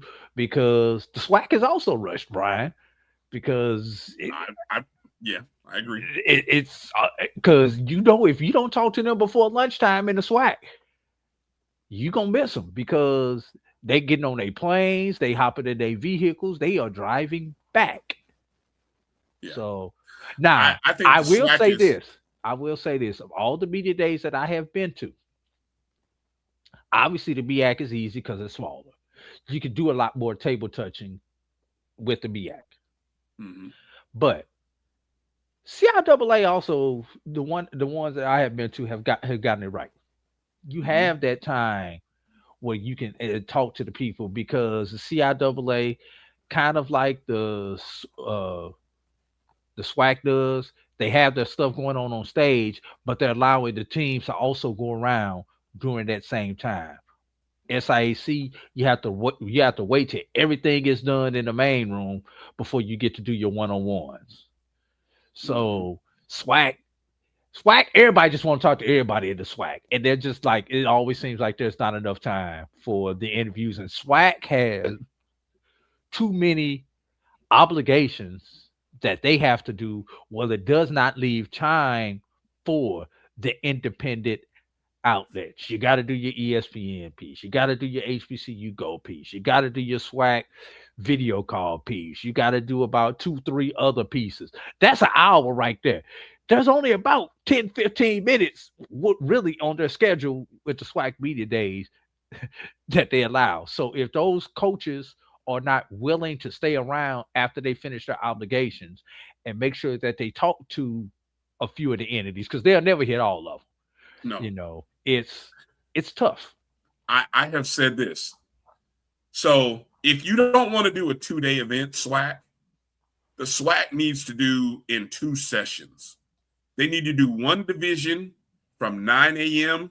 to noon, break for lunch, and do the other division from 1 to 4. Now, the challenges of arrival and departures and all that stuff. Look, I'm sorry. Birmingham is a big enough city that you should be able to get a flight out of Birmingham if you plan it properly. Most people, a lot of the teams fly to Atlanta and drive to Birmingham. Okay, well, especially the Texas teams. Even better, because there are late night flights that fly out of Atlanta. So I think that to give people more time, right, would to me make more sense to do a 3-hour window where 6 teams. Now, I think if 6 teams have the opportunity to move around to the various places in a 3-hour window, that's a whole lot better than trying to force 12 teams to do it in a 4-hour window. Right? So yeah, because that gives you 6 hours to table touch. Yeah. I mean, I think, and again, the whole purpose of Media Day is to try to let as many media entities touch and talk to your schools. That's the whole purpose. And if you, as a coach and a program, can't spend 3 hours of grind, and we're talking 3 hours, Drew, 3 hours. That's it. Give me from 9 to noon, and I bet you can hit everybody, or at least 80% of the people. Well, Brian, let's back it up. They only really need to give an hour to hour 15 to media, because a lot of it is already taken up with scheduled media appearances that they have to do at Media Day. They've got to get on their stage for the ESPN portion. They've got to get on stage for the HBCU Go portion. They've got to do the SWAC TV portion. They've got to do the HBCU Game Day portion. With those specific media partners. They have to do the video call. So go ahead. Let me respond. Look, speaking as an entity that does a whole live show, right? But whether it's podcasters or media entities that do live episodes and whole shows, that's up to every SID has got to be able to get to these places and say, hey, you got 5 minutes or 7 minutes. All the SIDs are there with their coach anyway. So if your coach is at a table longer than 5, I'm going to say longer than 10 minutes, that's on you, and that's your program's fault. Don't blame that on the podcasters and the media entities. Yeah, whatever it is, you can't put that on the people who are trying to provide. Again, well, look, that again, that's a every school kind of thing. If some of them are, as you say, hanging out, that's that's on every school, right? So I don't know. That's the biggest thing that I would love to see happen. And yes, given the fact, Drew, that you mentioned the CIAA and the SIC, they have just as many teams as the SWAC. They've got to find a way to allow more time. And I think, sadly, I have a sense, and I don't know this, you may tell me if I'm wrong here. I have a sense that the CIAA and the SIC, they don't look at their time with the media as being as valuable as a Division I school. You were two of the oldest HBCU. You were let me back up. No, not two of you are the two. Okay, two of the oldest conferences in college football. Let me say that again. You were around. You've been around longer than the SEC. You've been around longer than the ACC. Damn it, own your stuff. You set the table. Tell people we're doing a whole day where we're going to talk to these six. You're going to. That's the mindset of stop thinking like a small Division II school as if that is less than. No, you got a century plus of history in your conference. And we're deserving of a whole doggone 8 to 9 hour day. And I think there are enough entities this day and age now in 2025, probably more in 2026, because the number keeps growing every year, does it not, Drew? Somebody comes along with a new podcast, a new website, new social media. Yes. There are new entities coming on board every year, and we see them. But that's my first thing that I would say to the CIAA and the SIC. You have value. Own your value. Make your stuff more present. Make yourself more accessible. That's what I would say. But so anyway, that's a Christmas wish list for 2026. We'll see whether anybody heard us or paid attention to our complaints. So, where we want to go? Volleyball before we get into football, Brian. Yeah, I don't know how much there is on the volleyball tree other than the fact that Prairie View A&M in the SWAC won the regular season. Florida A&M as the 8th seed probably had one of the greatest tournament runs, winning as an 8th seed. They hosted, so the SWAC championship was in Tallahassee. They won their 4th. They've been to the championship every year since being a member of the SWAC. So, and then they ended up winning the title 4th in the last 5 years. Can I say dynasty? It is. Not yet. No? Not yet. What do you got? Dynastic, but not dynasty. Okay, what do you got to do to have a dynasty, though, Drew? What do you got to have? Give me one more. You greedy. One more. Greedy. Over in the MEAC though, Coppin State ended up winning. They hosted and they won on that side in the MEAC. You got how about the Division II and the HBCU ACs? Division II, the winner was and the SIAC was a non-HBCU at Spring Hill, rolled through the SIAC once again. And Shaw won the CIAA women's volleyball, and picked up a victory in the D2 volleyball tournament, upsetting Wheeling, number 2 Wheeling, in the D2 volleyball tournament. Well, there's a story that I don't know that we heard about or talked about. Maybe we did, but maybe I missed it. But yeah, congratulations on that. Number 7 Shaw volleyball team rallied from a 2-0 hold to notch a come from behind 3-2 victory, 17-25, 23-25, 25-22, 25-21, and 15-8 over number 2 Wheeling. The first ever NCAA regional victory improved Shaw's record to 31-5 on the season. They would finish 31-6 on the season. There you go. Congratulations, Shaw. Yeah. That's a story I didn't think we'd be talking about. Yes. How about on the HBCU AC? Anybody? Did you capture who won? Let me get to that one. HBCU. And I'm just curious, did men's volleyball go away in the SIC? No, they will be around. I know there's been some shuffling. A couple of teams did drop out. Talladega. Oh no, this is old. I'm sorry.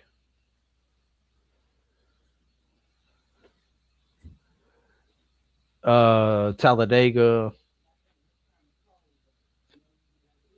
No, volleyball is still in the SIC. I'm sorry, I'm off track. Okay.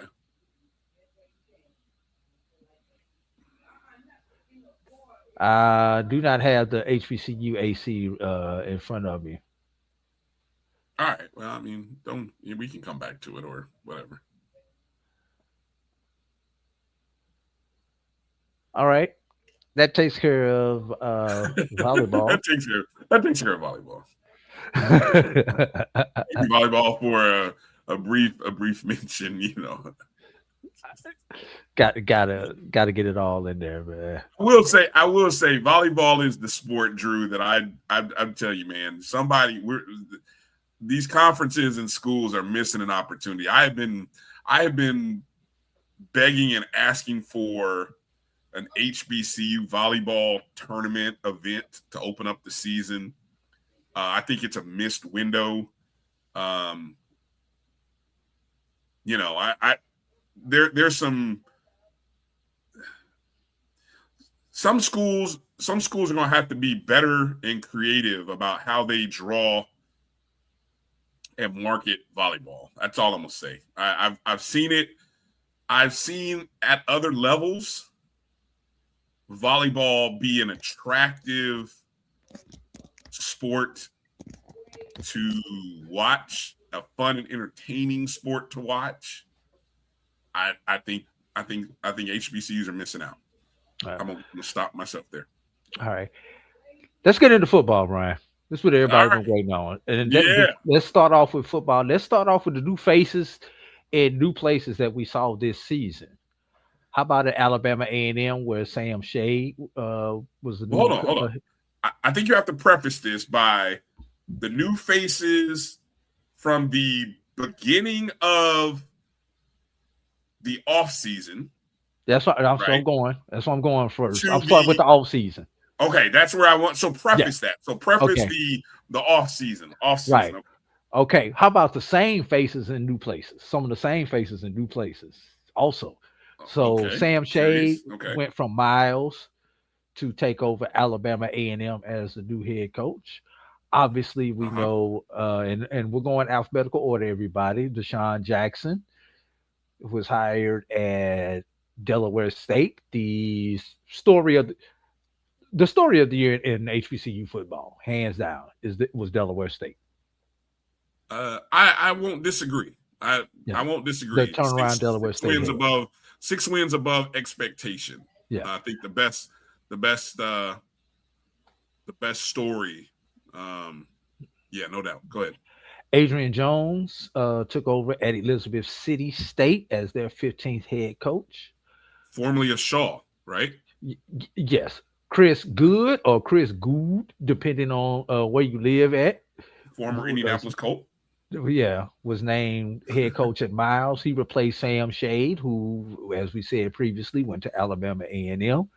Well, where the story of the season was during the summertime was the hire of Michael Vick as the head coach at Norfolk State. That was you know how they had the preseason player of the year, preseason team of the year, Brian? The preseason story of the year was Michael Vick taking over Norfolk State. Because didn't that happen before Deshaun Jackson? Yes, he was first. Okay. Yeah, he was first. Yeah. And it almost looked like Deshaun Jackson was a reactionary hire. Exactly. Yes. Yeah. Good point. Same and we face. questioned. Oh, go ahead. I'm sorry. Same face, new place. Sean Gibbs went to Fort Valley State. Went from A&T to Fort Valley State. No, other way around. From Fort Valley State to North Carolina A&T. Yeah, you know what I meant. Yeah, I got you. How bringing back the original recipe back to A&T. Yes. How about Tremaine Jackson coming off of Division II runner-up, going National to Prairie View game. A&M, and if Deshaun Jackson was the story of the year and Delaware State was the team of the year, the coach of the year has to be Tremaine Jackson. Tremaine Jackson, Deshaun Jackson. Which Jackson is coach of the year? Which Sorry, Jackson? Miss Jackson. Sorry, Miss Jackson. Yeah. Which Jackson is coach of the year? Is the coach of the year though? Deshaun Jackson for the turnaround, or the fact that Tremaine Jackson has been in back-to-back championship games 2 consecutive years with 2 different teams, despite losing both of them? Yeah, let's go to coaching background. We had no idea if we knew that Deshaun Jackson knew what the hell he was doing. Be honest. No one had at least with Tremaine, we had seen him perform well. We had a knowledge that, okay, he'd at least done something. We just didn't know when or how long it would take for him to be able to do something at Prairie View. We had no clue as to what Deshaun Jackson would be capable of doing, and he proved everybody wrong. Yes. All right. That's the story. That's the coach of the year. Let me see in the comments. Let me see in the chats. Which Jackson are you going with? Deshaun or Tremaine? All right, moving on. Lamar Manigo was appointed at Shaw. Reggie Barlow replaced Eddie George at Tennessee State. Low-key story. That was a big story too, if you think about it, right? Because Eddie George leaving came almost. It was like Eddie George left because the Bowling Green coach went somewhere late, so that everything was late in that cycle. Right, it opened up a window. Yeah, which I think when the Eddie George thing happened, that happened in late February or early February. March. Because I thought it was March when Eddie George left. Well, here's what you got to remember.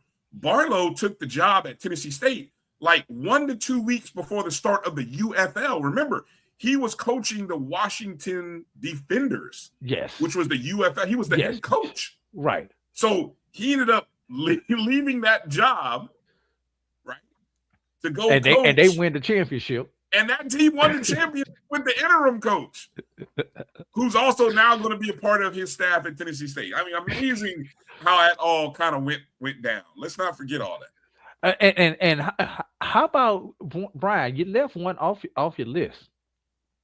Oh yes, yes. Speaking, and this is fallout from this late coaching chain. How about Toriano Morgan showing up to SIAC Media Day to only 2 days later leave to go to Tennessee State? Yeah. You know who we also forgot in the preseason? T-Buck, Terrell Buckley. Yes. taking over at Mississippi Valley State. That occurred in Jackson in January, because I don't think anybody was quite sure who was going to take over at Mississippi Valley, and why would they? I think there were a lot of names being tossed around, and then all of a sudden, out of the blue, you're like, Terrell Buckley's in the ground. I'm like, what? How the hell? The last time I saw him, he was losing games in the UFL or the XFL or whatever the hell it was. Yes. So, yeah. All right. So, last thing on coaches going into the season, 3 former HBCU head coaches, Eddie George, Willie Simmons, and Jerry Mack, made their FBS head coaching debuts. And here's the asterisk on that. 2 of those 3 coaches actually got their teams to bowl games this year. Yes, they did. Yep. Willie Simmons at FIU for the first time. Like 18 or 17? Yeah, since 2018, 2017. Somewhere from and there. then Jerry Mack, didn't he, was it him or was it, what's his name, who won a conference title? I know he played in the championship game. Mack was in the championship game. With what school? Kennesaw State? Yes. Who was it? No, okay. Yeah, he was in the championship game. But it was, who was the other guy who coached in the championship game and then took a new job? Not Memphis. An HBCU grad, but not an HBCU coach. You guys know who I'm talking about. Actually, I don't. Okay. I can't think of his name. But anyway, all right. That's a good point. All right. So, what type of season did Bowling Green have? Anybody know? Anything? Did they? Anyway, go ahead. All right. But let's see. How about games? We want to get into games of the year, Brian. All right. So there's 2 different ways to break this down, Drew. I think games of the year. Let's go, because there's a lot of interesting games. How about we just go through the ones that we spotlighted here, and then let's give our own top 5. All right. And so if there's any game, and this isn't in chronological order, unless you want to go that route. I don't know. I have a feeling I know when these things occurred, but I may be off in terms of which ones occurred first and whatever.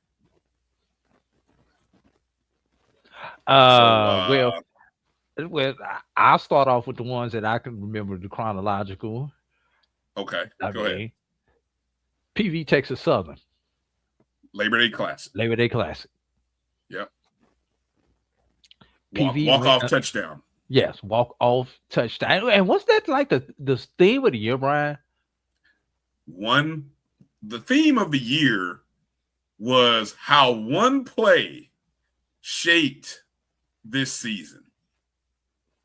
There's a little string. What do they call it? A little parallel that you can draw from how one game here and one game there and one game here affected one game over there. You know what I'm saying? I think you could draw an interesting connection between one game, one play moments that shaped the 2025 HBCU football season. All right. Moving on, Brian. I'm trying to stay in some type of order.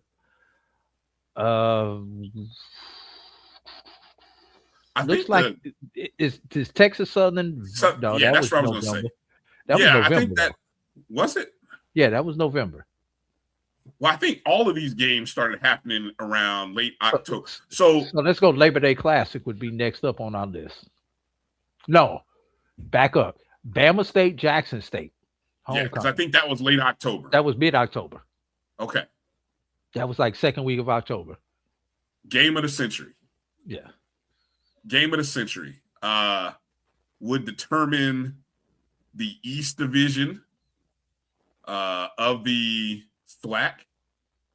And it came down to one play. Last play.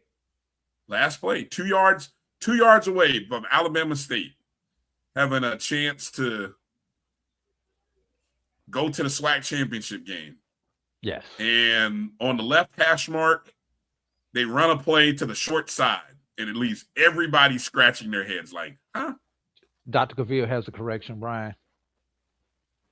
I called it the century. You didn't hear me say that? I said the game of the century. I recognize. I recognize Doc. See, I called it the game of the century, as he called it. You know, that's his term. Yeah, definitely of the quarter century. Look, it's non-championship game. Until that celebration non-championship game. I would say non-championship game. It's hard, man. It's hard to call that. And here's the hard part about that, because neither team participated in the national championship game. It's hard to rank that game higher than the last game of the year for me. That's because why neither one of those two teams.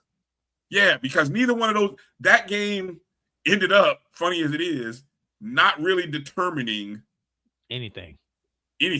I mean, we could theorize, because even though Alabama State had beaten Prairie View during the regular season, we never got a rematch. Yeah. So, I don't know. All right. What else we got? That means the next one up on the list is the Las Vegas Classic, Brian. Jackson State, Grambling. And the ironic thing about this game, Brian, both starting quarterbacks would get hurt in this game. Yes. Both game the game finished with both backup quarterbacks. Yes. Both backup quarterbacks. And it would come down to a field goal. Yes. And you know, and this was, look, Grambling State was the last team to beat Jackson State. Even though, if I'm not mistaken, that one didn't count against the SWAC record. Yeah, last year. Yes. But they were the last FCS team to beat Jackson State.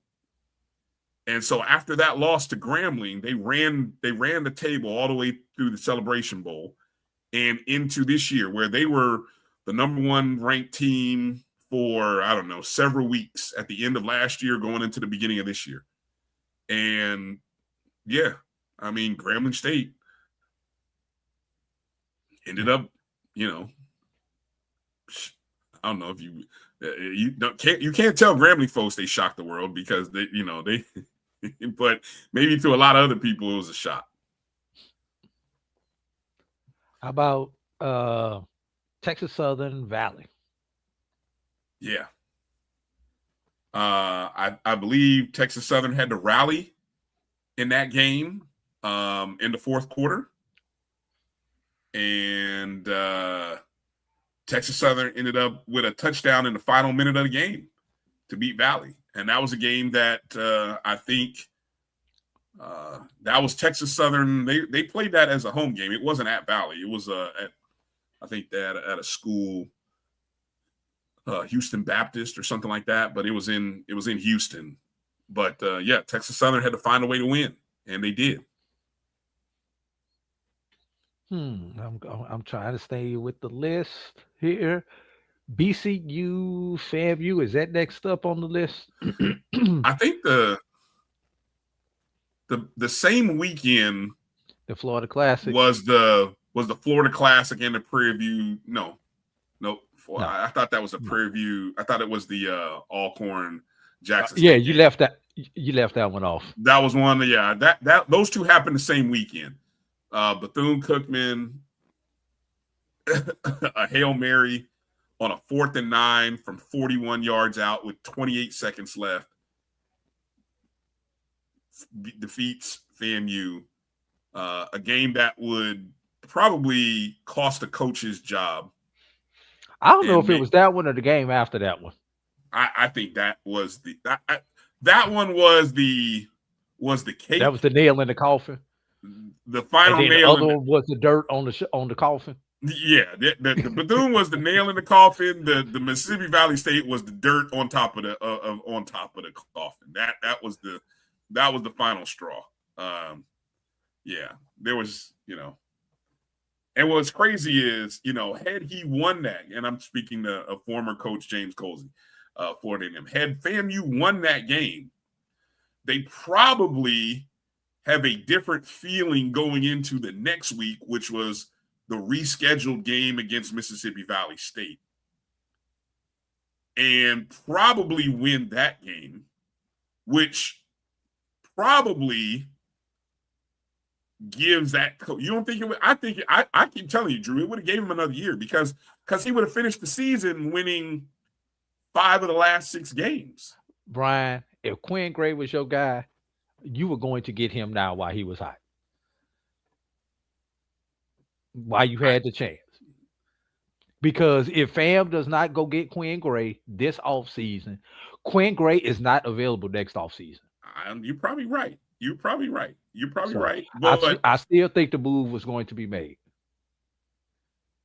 Thankfully we'll never know, but I still say I'm going to hold to the fact that had he won those final 2 games, he would have had stronger. It would have been a tougher sale, but I still think the move was going to be made. I don't think the move is as easy to sell to certain stakeholders. But we'll never know. So anyway, speaking of that next week, Valley defeats FAMU and Southern defeats Grambling, so that we, for the first time since expansion, everybody has a win in SWAC and everybody has a loss in SWAC. We were going into the final week of the season, Drew, 2 teams winless in SWAC play. And by all, expectations, prognosticators, bookmakers, whoever you want to say they are, those teams were supposed to lose. Valley was supposed to lose at home. Southern was supposed to lose with their interim coach to Grambling, and neither team. Look, I swear, I jokingly have said I thought I saw the ghost of Rice and Totten out there playing for Valley, but what Valley did in that day was pretty amazing. And Southern, look, of the 2 games, put like this, Drew, of the 2 games that I thought would, if you said, hey, Bryan, which one of those 2 games, who will get the win? I was more confident that Southern, because Southern in that game had already won, 6 of the last 7? They just kind of had a thing about winning that Bayou Classic. Finding a way. Bryan, there's no way in hell you could have sold to me FAMU loses to Valley 2 years in a row. You're right. Correct. That was the improbable game that I didn't see happening, and now I can't look away and ever again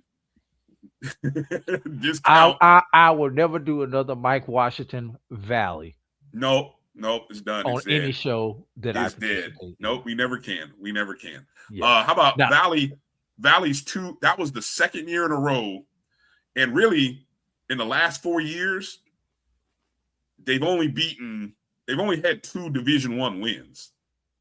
Both of them were the FAMU. Both of them were the FAMU. Yeah. Isn't that crazy? Yeah. Bryan, this may not be the game of the year, but the play of the year occurred in this game. And we have to go down to the Division II level for this one, Bryan, that we have dubbed the Wingate Wish. The Wingate Wish. This was the Music City Miracle from scrimmage. Yep. Where the Music City Miracle occurred on a kickoff. This was a similar type play where Wingate defeated when Benedict defeated Wingate in the first round of the Division II playoffs on the last play of the game, Brian. With a former quarterback, last year's starting quarterback at Benedict, throwing the seed across the field to the receiver on the other sideline, and him running down the opposite sideline for the game-winning touchdown. And like we have to do today, Brian, we have to go to the video to make sure nobody stepped out of bounds. It was a lateral, all that good stuff. The referee comes out. Touchdown. Amazing. Yes. Amazing. I agree with you. It was such a shock. Oh, let me say this. It was such a shock to me that in the post-game interview, because I was at Albany State, I mistakenly said, how does it feel to be the only HBCU with the win after having 5 HBCUs get to the Division II playoffs? I heard you say not that. knowing that that play had occurred during my interview. I heard you say that. Yes. Yes. Amazing. Yeah. But and the outcome of that, 2 things were the result of that play, Brian. Mm-hmm. Number one, it set up the trilogy between Benedict and Albany State, once in the regular season, once in the SIAC championship, and once in the playoffs. But it also allowed for the Division II national championship to be decided on the field and not mythical and not by the posters. Right. Yep. Yes. But if that was a player of the year, Brian, can we say Celebration Bowl 10 was the game of the year, Brian? I mean, let's be real. Prairie View up 21-0 at halftime. Mm-hmm. You have a Chennis Berry who in 5 of his 6 quarters in Atlanta had only scored 1 touchdown. Yeah. For them to explode and come back and send the game to overtime. Wait a minute, let's back that up. To have to kick a field goal to get the game to overtime. Mm-hmm.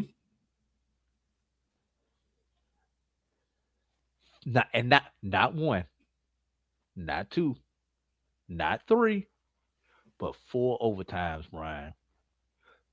Peaks at 3 million viewers, Brian. So, for all y'all who stayed at home, y'all missed a damn good ball game. Yeah. That's all I'm going to say. But thank y'all for watching. Yeah, exactly. Thank you for watching.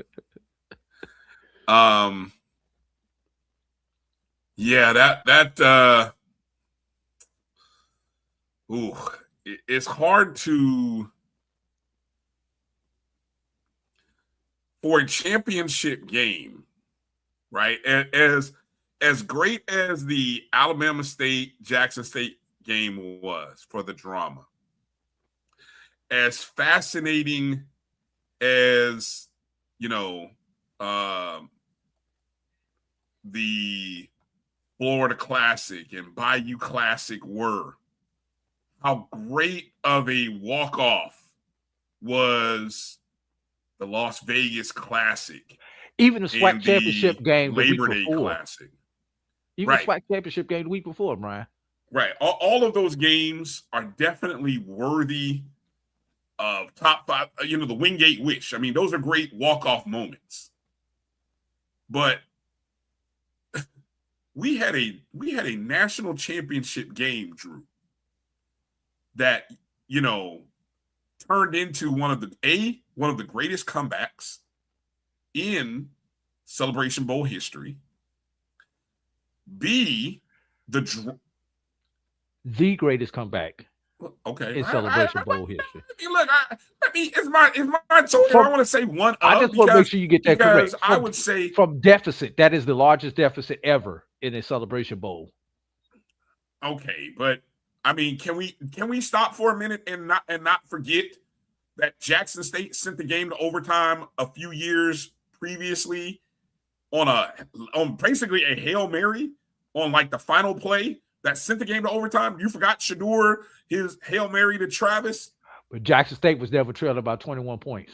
I get that, but still though, Drew, one play sent the game to overtime. Correct. Okay, so like I get look, even though you're down 21 points, you still got 2 quarters of ball to play.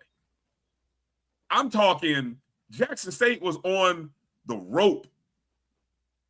And this was, you had one last heave ho, and the man completed the ball to Travis Hunter. I mean, it's like, what the hell just happened? How did they get that? How did they score that?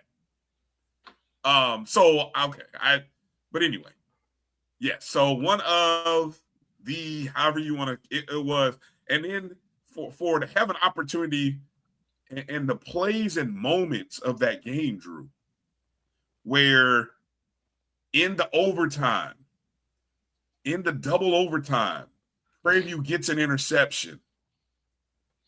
And then they start the ball 25 yards away from a chance to win.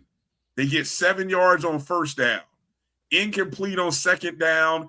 They lose 3 yards or 4 yards on third down. And the damn kicker misses wide right from 38 when if they never lose a yard or if they make a first down and they end up kicking, that kid probably makes that field goal, Drew.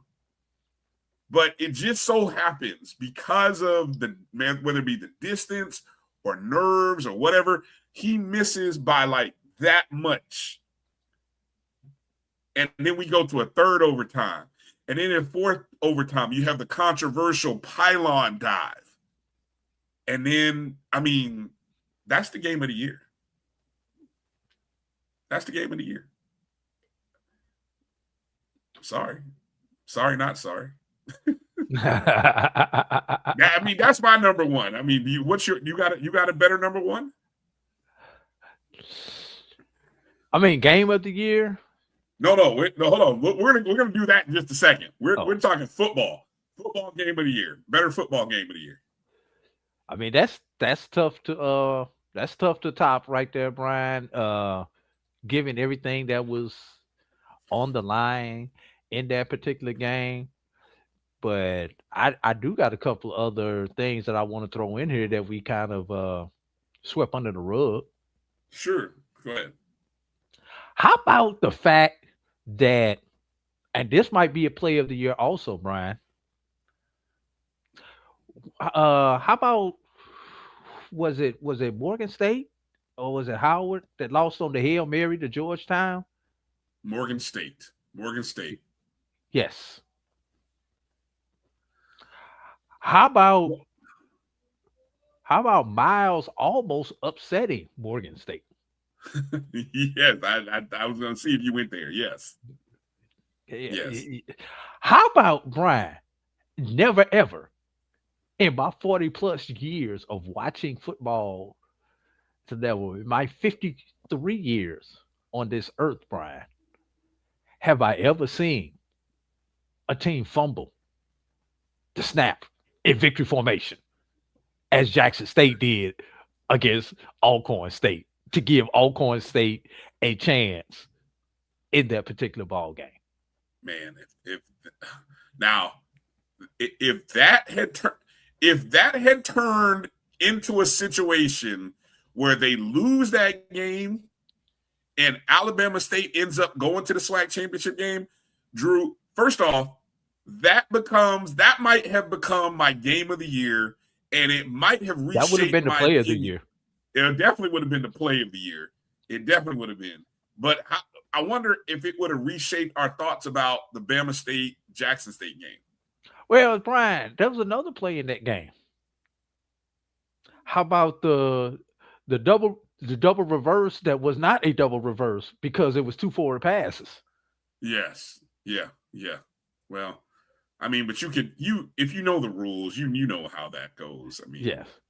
Yeah. Wait, hold on. In terms of more controversial plays, the pylon dive was more controversial than that Alcorn touchdown that got taken off the board. Wouldn't you say?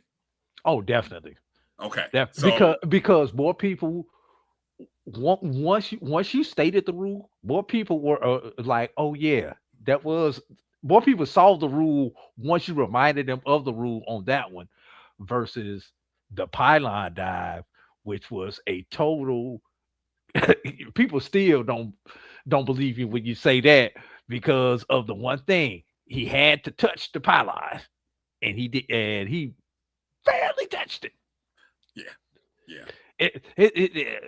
He's a hair touched it, something touched it. Yeah. So, but I've got one on a personal level, Brian. How about, and Sly called this game? We mentioned it earlier. How about Morehouse scoring 21 unanswered in the fourth quarter to beat Tuskegee in Crampton Bowl? That was the Morehouse Tuskegee Classic, right? Morehouse Tuskegee Classic. Well, Miles Scott, the Morehouse quarterback, combined for more yards than the entire team did. At a feat that's only occurred, I think I did an article on it. I want to say like 6 other times, something like that, on the Division II level. Here's something that I saw happen that had never happened in this century. Not once, not twice, but 3 times. Florida A&M gave up 40-plus points at home 3 times at home. First time that's ever been done in the modern history, modern era. And I'm talking this century. I went back and looked it up. I would really want to look and consider the history of Florida A&M when it was done in the previous century. And look, there were some bad teams in the past 25 years. There was even a 1-10 season, Drew. Not even in the 1-10 season did they give up 40 plus to 3 different opponents at home. So yeah, and something that I never ever thought I would see, but I saw it 3 times. Yeah. Trying to see if we missed any other games out there. We missed anybody? Help us out. Not that I can. Well, I mean, look, maybe on a not so friendly thing, we had the Grambling Bethune-Cookman scuffle. And I mean, look, there are no sacred cows here, but that dust up probably hurt Grambling more than Bethune. Because I think Grambling lost twice as many players, and then the following week they ended up losing by. They lost to Alcorn. If I'm not Alcorn, they lost on a pair of punt returns. If I'm not mistaken, in the fourth quarter, they lost on a pair of 2, not 1, but 2 punt return touchdowns, if I'm not mistaken, late in that ball game.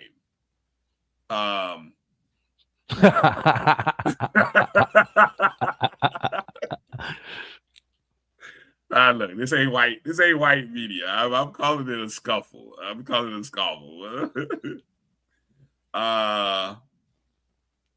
Oh yeah.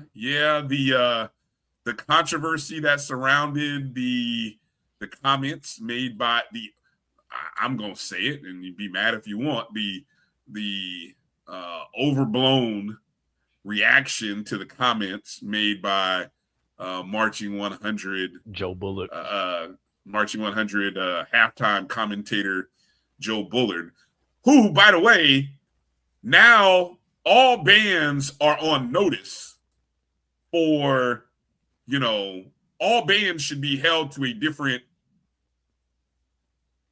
what's the word I'm looking for? Lens, and with a different ear now, given what was said. And while we're talking about bands, how about Southern winning band of the year? I wanted to get another football one in before you got to that. Well, I was just keeping in line with the with the band talk. How about Morehouse won 3 football games consecutive for the first time since 2017? What did you tell us in the preseason? You told us Morehouse was. What did you tell us in the preseason, Drew? How many wins did you say Morehouse was gonna get? 6. What they get? 3. All right. But how many did we have the 3 years combined? 2, 3, 1 a year. Oh, all right. And then you fired the coach. Anyway, I'm sorry. Look, Steve said it. He did it at the same time I said it. And still got the coach fired. Thank you, Steve. We're like minds, thinking alike. Look, I said the same thing, and they got the coach fired. See, should have got to my number. Yeah. Well, that would have saved the job, right? Definitely would have saved the job. How about, speaking of early firings? How about Southern firing Terrence Graves midway through the season? And didn't he make it nowhere near homecoming? I thought he got fired after. He got fired before homecoming? I think so. I thought it was after homecoming. It was after homecoming. Yeah. He got fired after homecoming. I think they had seen enough after he lost homecoming. Yeah. Yeah, he got fired after homecoming. Yep, because the first game was the Florida A&M game. That was the start of Fred. Yeah, Fred McNair taking over. Speaking of new coaches, hold on, are we ready to go there yet? Hold on. We got the band there. They just hired a football coach last week. Yeah, well, Winston-Salem got a new coach too. They finally after months of pleading to get rid of a coach.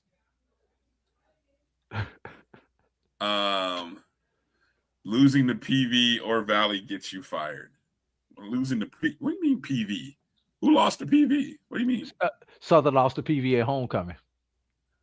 Oh, well, that's a different PV team though. Yeah. Valley, yes. I don't think that was I don't know if that was, but anyway, it was a short in the rain. In the rain. Yeah. Yeah. In the rain. Tough break. Let's get to these new coaches.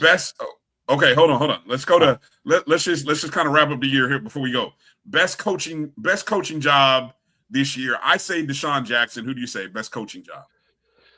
I mean, there were some great coaching performances this year. Chennis Berry, Tremaine Jackson, Eddie Robinson Jr.,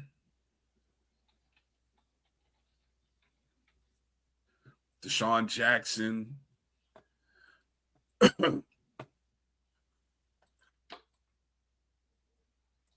Maurice Flowers. I'll give you Deshaun Jackson on the Division I level, Brian. I'll give you that one because of the level above expectation that he did. But can I give you my Division II coach? Yeah, sure. How about Felton Huggins? Kentucky State, yeah. That's about the equivalent of what Deshaun Jackson did, wouldn't you say? That's why I want to get that one to you.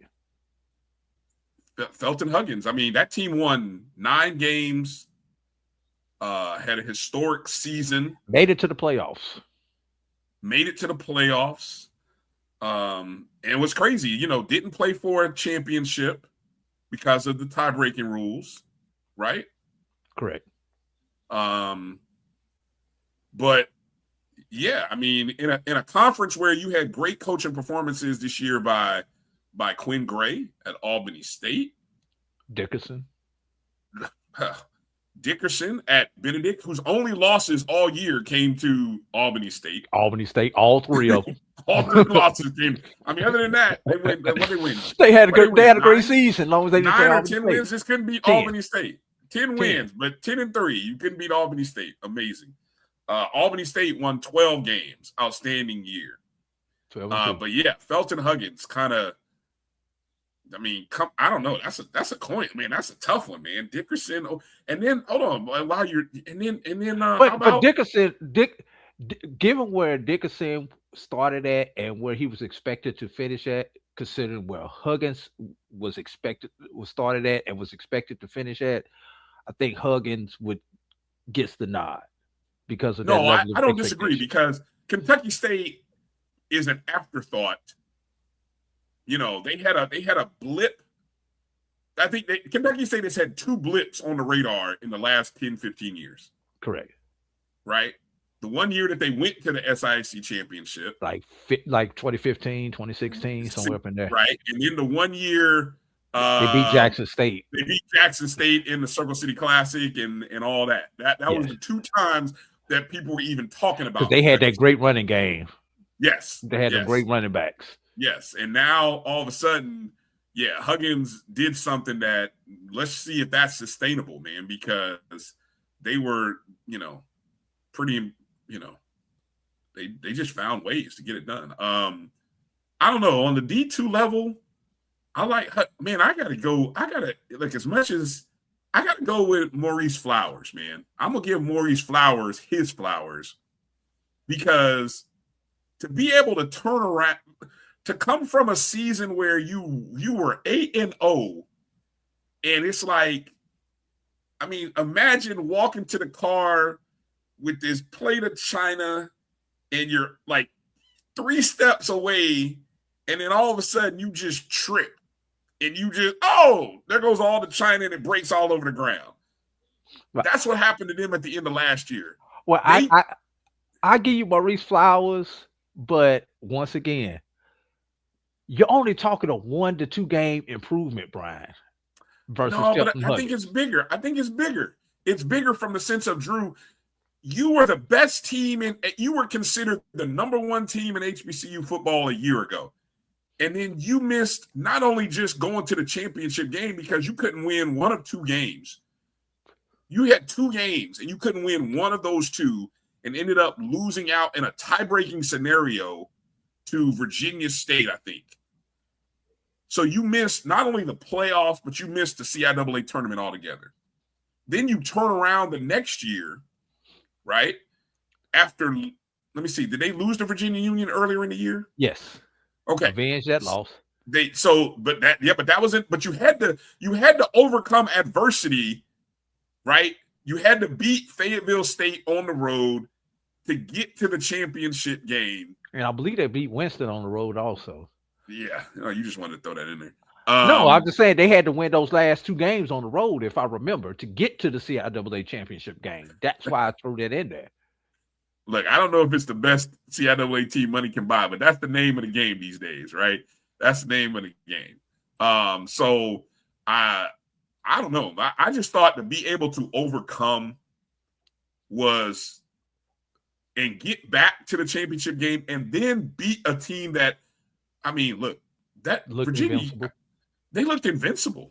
I mean, hell, they had the best player in the nation and had been running through everybody like Montezuma's revenge. I mean, that's what they were.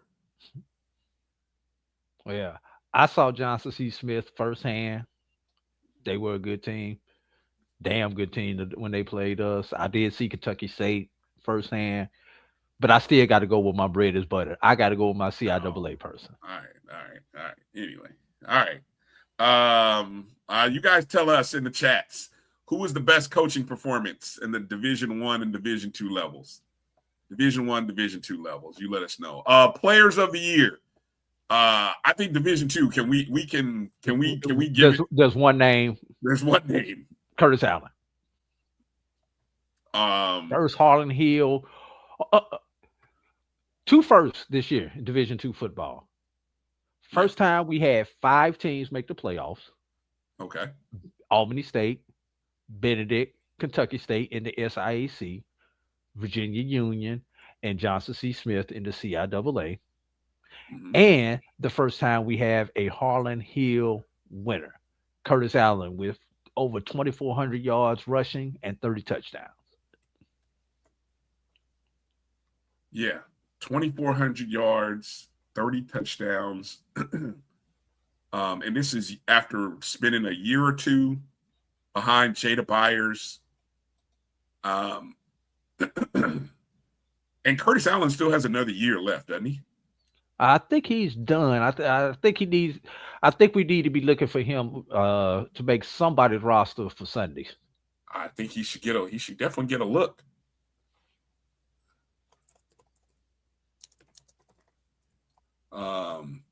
He definitely should get a look. Hold on, I'm gonna put this up here for you guys in the chat. There you go, you guys in the chat. Let us know who is the best HBCU football coach in 2025. We want to hear your thoughts in the chat. Let us know who you think. Hold on, Drew. All right. You put that up too quick. Oh, my bad. That's all right. I put got that one banner back up there, so that way people who might be tuning in can see. Okay, so Curtis Allen, Division II Player of the Year, and there were definitely some interesting worthy nominations, but now, how about on the Division I side? Player of the Year, Division I side.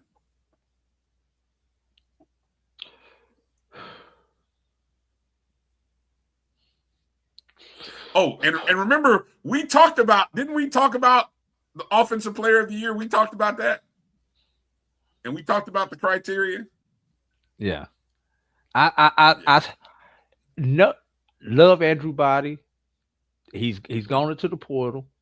He's going to get a bag from somebody somewhere. Probably a group of 5 teams going to sign him.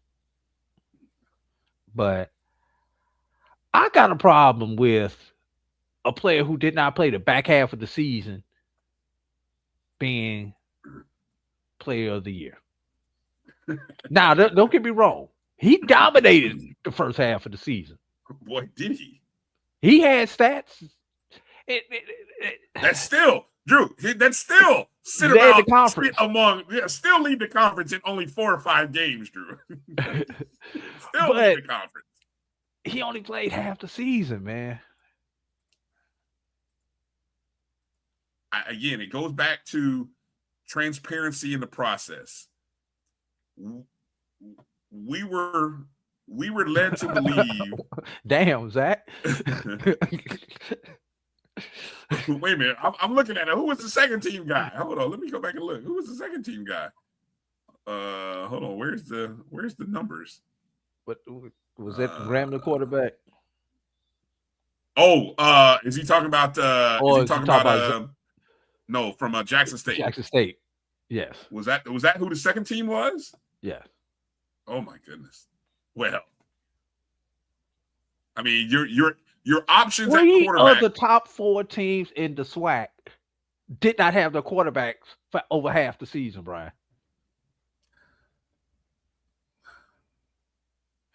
Here's the problem, Drew.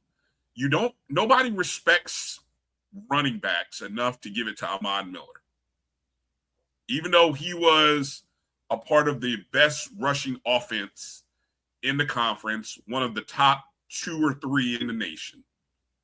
Nobody respects. He would have had to have had those rushing yards along with twice as many touchdowns. And I don't think his touchdown numbers were high enough that they surpassed Andrew Body's. I'm trying to think like a voter. I'm not a voter. I'm trying to think like a voter. So bear with me here.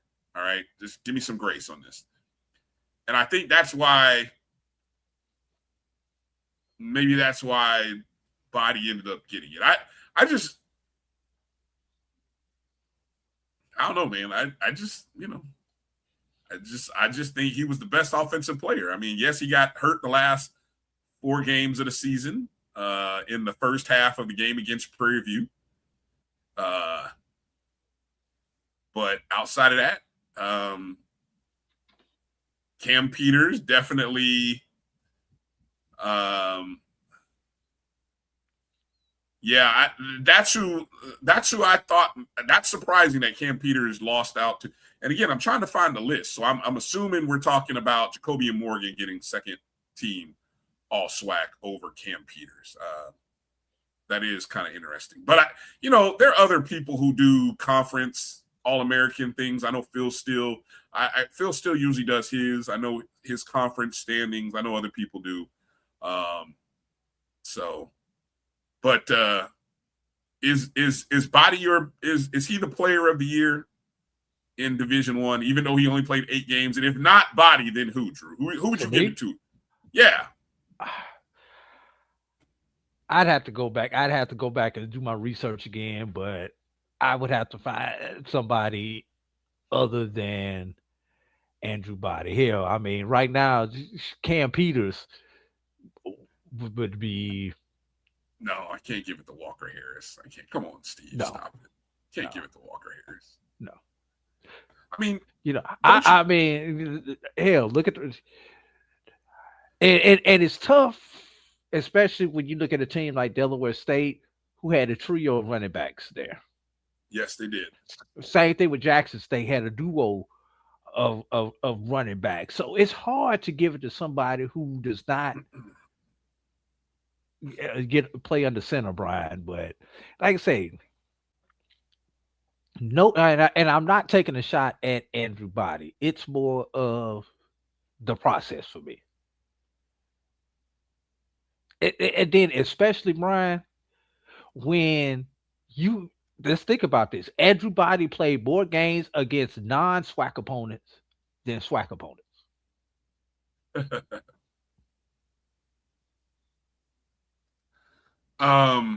Walker Harris's numbers: 234 of 375. That's a 62% completion percentage.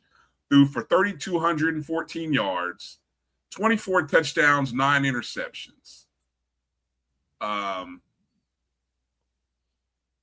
Good numbers in comparison to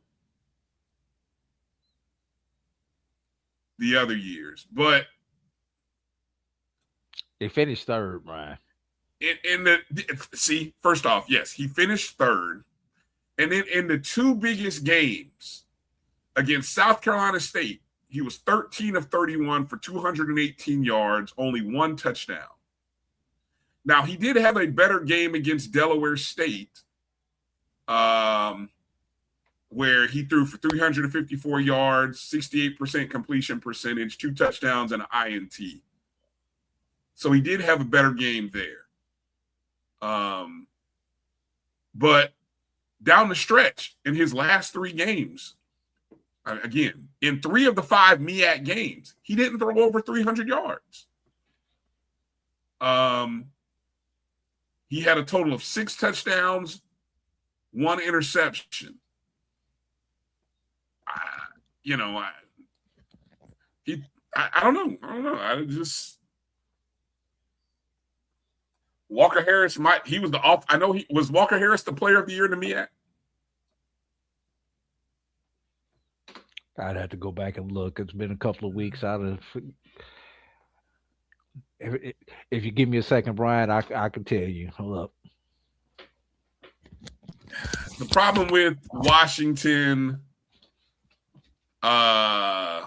sadly, he's a defensive player.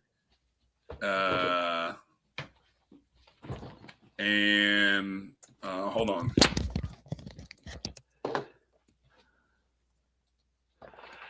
See, Brian, this is what happened when you actually write the media guide. You actually know where to go back and look for it. You know where to go. I know exactly where I put the information at. Offensive player of the year, BIAC, Walker Harris. Defensive player of the year for the BIAC, Gerard Washington, South Carolina State. Offensive lineman of the year, Roger Smith, and rookie of the year was Raymond Moore. In the SWAC, Andrew Body was offensive. Quincy Ivory was defensive and newcomer of the year. And freshman of the year were Jared Lockhart and Chase Bingman of Jackson State and Prairie View, respectively.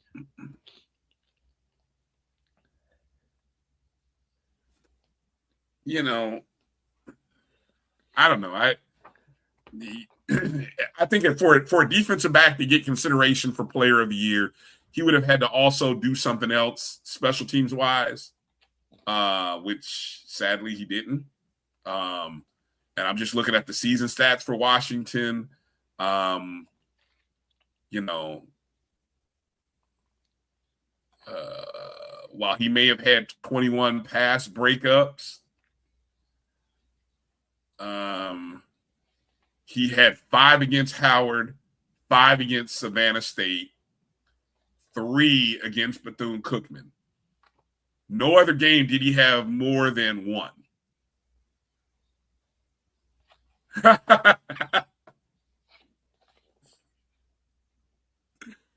No, not at all, Zach. Not at all. No. I would make a, again, it's the thing that makes it so apparent, and the thing that makes it so apparent for a guy like Curtis Allen at the Division II level is because he put up numbers his team won. Andrew Body put up numbers his team won. Yes, they won games without him, true enough, but Body had set the table. He set the table for Savion T-Set to eat. I'm sorry, not T-Set, Smoot. Deshaun Smoot. The backup. Yeah, T-Shawn Smoot. Yeah. He set the table. Yeah. I don't know. I can't think of a better. Look, if you're not going to give it to Ahmad Miller, if you're not going to give it to the wide receiver from Alabama State, because how can you give it to a wide receiver if you're not thinking about his quarterbacks?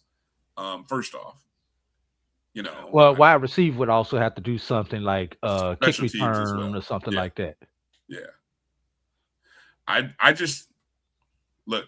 There was no guy in the SWAC who was more game planned against, more of a threat than him. So, yeah, I'm sorry. Not sorry. Andrew Body, my Player of the Year. Let's move on. We beat that horse to death.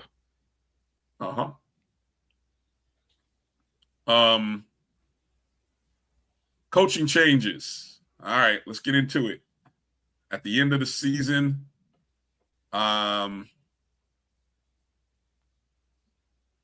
Savannah State has a new coach, Thomas Howard. Southern University has a new coach, Marshall Falk, NFL Hall of Famer.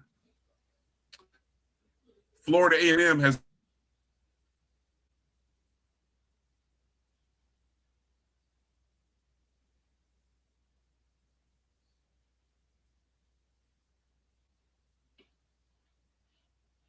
I think Brian Flora was up there. Florida A&M has a new head football coach, Quinn Gray, to return to his alma mater. Albany State has a new coach, David Bowser, who came over from Fayetteville State. And Winston-Salem State has hired Troy Woodbury as their new head coach. That leaves us, as we get ready to enter the 2026 calendar year, with 5 coaching vacancies still out there. You got me? You buffering? Can you hear Brian? Can you hear me now, Brian? Yeah, I hear you. Is my audio? How's my audio? Now you're good. You want to try your video again? We'll see. Test 1, 2. How All am I right, we looking? good. All right. Any better? Okay. Yeah, we good. Just finished talking about the new hires. Did you want to get anything about the new hires before we get into the open coaching positions still available? No, I think it'll be fascinating to watch. Okay. Here's the thing about, and I wasn't on the show with the guys on the ONG earlier this week because I was still out in Vegas. But it'll be interesting to watch. First off, there's a big difference in contracts between what Quinn Gray got at FAMU and what Marshall Faulk got at Southern. And I also think what's interesting, each coach is going to be compared by a group of other coaches, meaning Marshall Faulk is going to be compared by Deshaun Jackson and Michael Vick. And the crazy part is you got two guys on two ends of the spectrum. Vick had a horrible season, 10 games in a row, 1-11. Deshaun Jackson, 8 wins, was 1 game away from getting to the Celebration Bowl. I mean, talk about a big gap and an opportunity. If you land in the middle, I mean, that's probably be a great thing for Southern, given where they were this year, right? So if Southern goes 6-6, 7-5, I think people will be very happy. Southern does not need to win the West. Correct. Because every time a coach wins the West in year 1, he's been fired in year 2. I wouldn't want to. You're saying don't win the West. Don't win the West. That's crazy. Don't win the West. Challenge for it. Be competitive. Don't win it. Just don't win it. Don't win it. Because you lose your job year 2. That's crazy. That's crazy. See Terrence Graves. Yeah. See Dooley. See Eric Dooley. See Eric Dooley. They can tell you firsthand. Now we forgot Van Malone at Hampton. Okay, I'm going to talk about that in a second. Hold on. Okay. And then for Florida A&M, Quinn Gray is going to be compared by the success of Chinnis Berry and Tremaine Jackson. The two coaches, two Division II coaches. Yep, 2 Division II coaches who came in and had immediate success in year 1. So while you say don't win Marshall Faulk in year 1, Quinn, you better. Hey, Rattler Nation wants to be in the hunt. Now, if we don't win, okay. But I'm telling you what, 3 things have to happen. A, be in the hunt. B, beat Bethune. Okay, thank you. C, beat Valley. Well, that wasn't my C, but okay, that's a good C. D, win homecoming, and E, do not lose games to opponents where you give up 40 and don't score more than 40. Even if you give up 40, damn it, those better be wins. It better be a shootout, like 45-42. The old Billy Joe days. Don't lose. Exactly. Don't give up 40 points and lose, because we saw that happen 3 times at home and people were not happy about that. So I just, the difference in expectations in year 1 are going to be very, very interesting, because in the back of people's minds, people are going to compare coaches to these other guys. Is that you agree with that, or do you think that's fair? No, I think that is fair. Yeah, I think that's fair. And then the Hampton coach, what was his name again? Van Malone. That's an interesting hire, because Van Malone, I think, was a candidate for the Florida A&M job, or he was a name that was discussed when Colsey got hired. Or at least he was a name that was in consideration. I think he was on the committee's list when there was a committee that a little faux committee that was put together. The infamous committee. Yeah, whatever. We knew what it was. But his name was a part of that. Now, I don't think he's been in a career. Look, I just don't know. I want to know why Hampton. Because I heard Dr. Alvin Parker, he was part of the interview. He interviewed for the Hampton job. I don't know what happened? Somebody's got to investigate and tell me why that didn't happen, because that seemed like a slam dunk. Like, if you interviewed Parker, if you interviewed Dr. Frazier, how do you go to a guy who'd been in the Big 12 in the middle America in Kansas versus a guy who'd been in your backyard for the last, I don't know, how long has Parker been at Virginia Union? 16, I believe. 15, 16. Close to a decade. He's actually Al Parker is the longest tenured coach currently in HBCU football.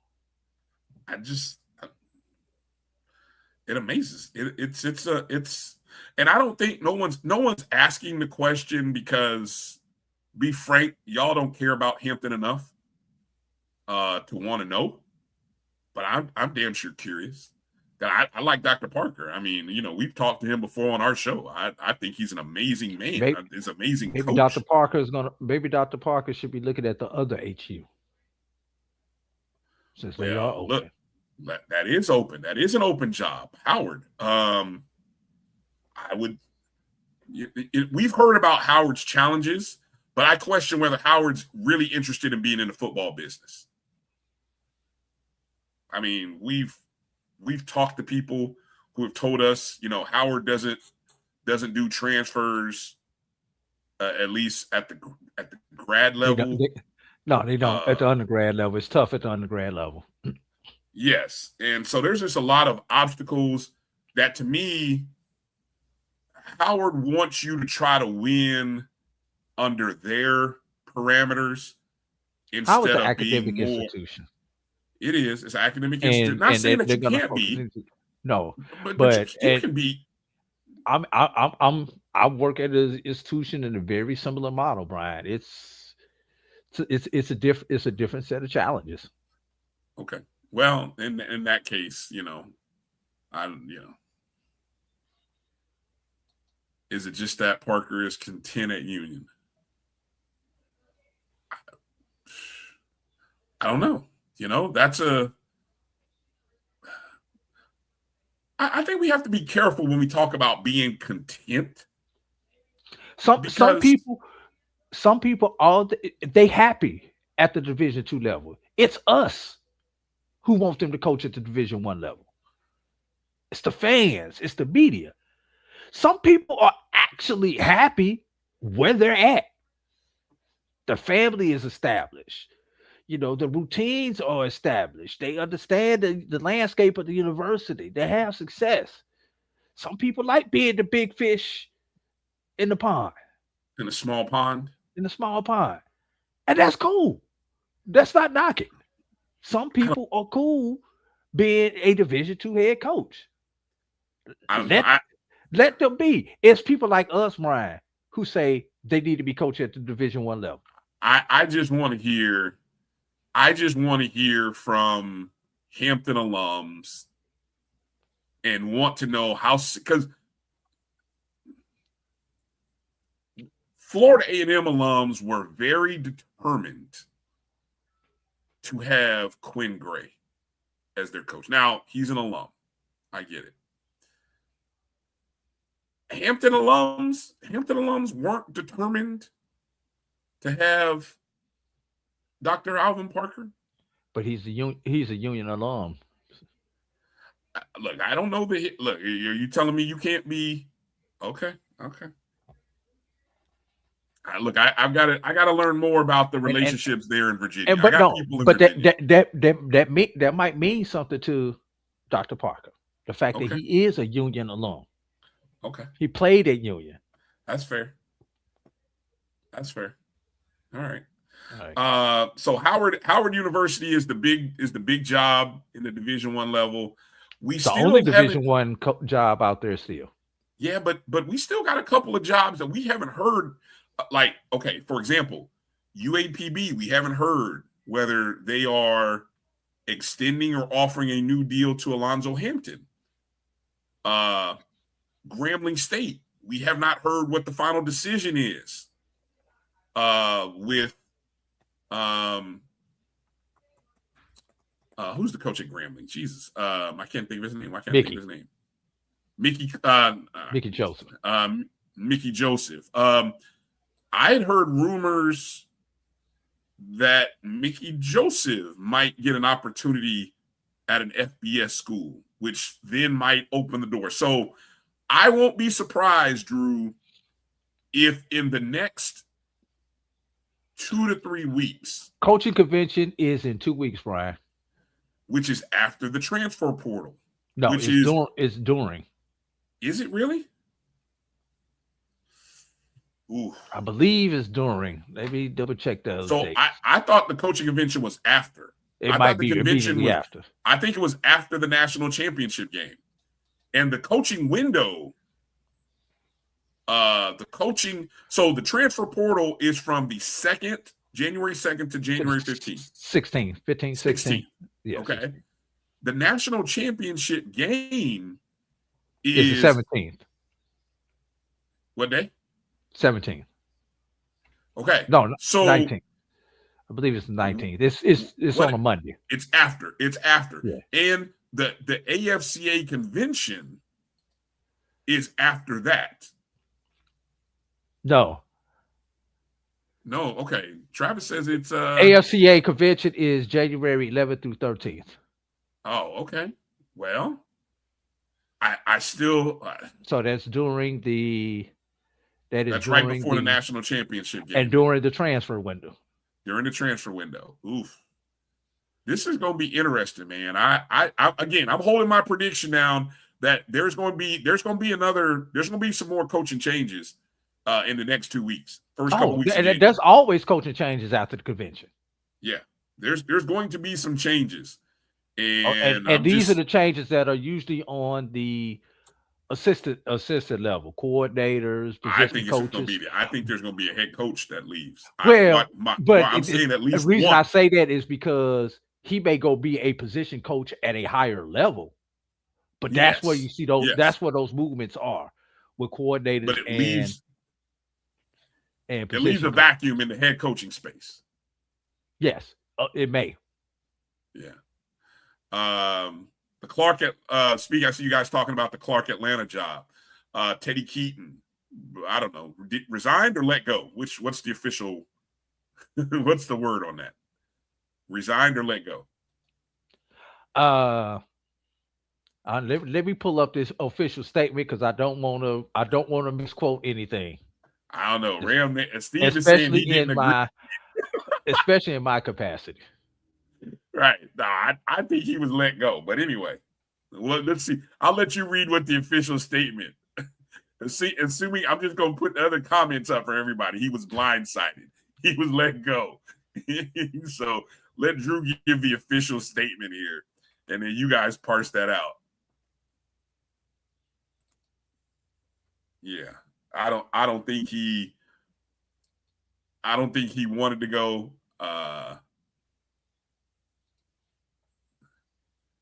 Yeah. So Bowie State is also open. Of course, Morehouse is still open. Langston University is still open as well. So Travis Travis said, read it word for word, Drew. Don't skip anything. Don't skip anything. Who said that? let me find it. Thank you. My guy, Steve Campbell, HBCU Coaches Corner, can confirm that he was let go. But let's read what the official statement says. Because I'm going to the official. Just go to Clark. Go to Clark's Twitter feed. That's not where it came from. It did. It came from Clark administration. It didn't come from the athletic department. It came from Clark Atlanta. Damn, no one man should have all that power. But they do have all that power, though, Steve. That's the point. That's the point. They do have all that power. How far has Bowie State fallen? Remember, there was just like 4 years ago, we were talking about Bowie State as one of the premier Division II programs. And now it's like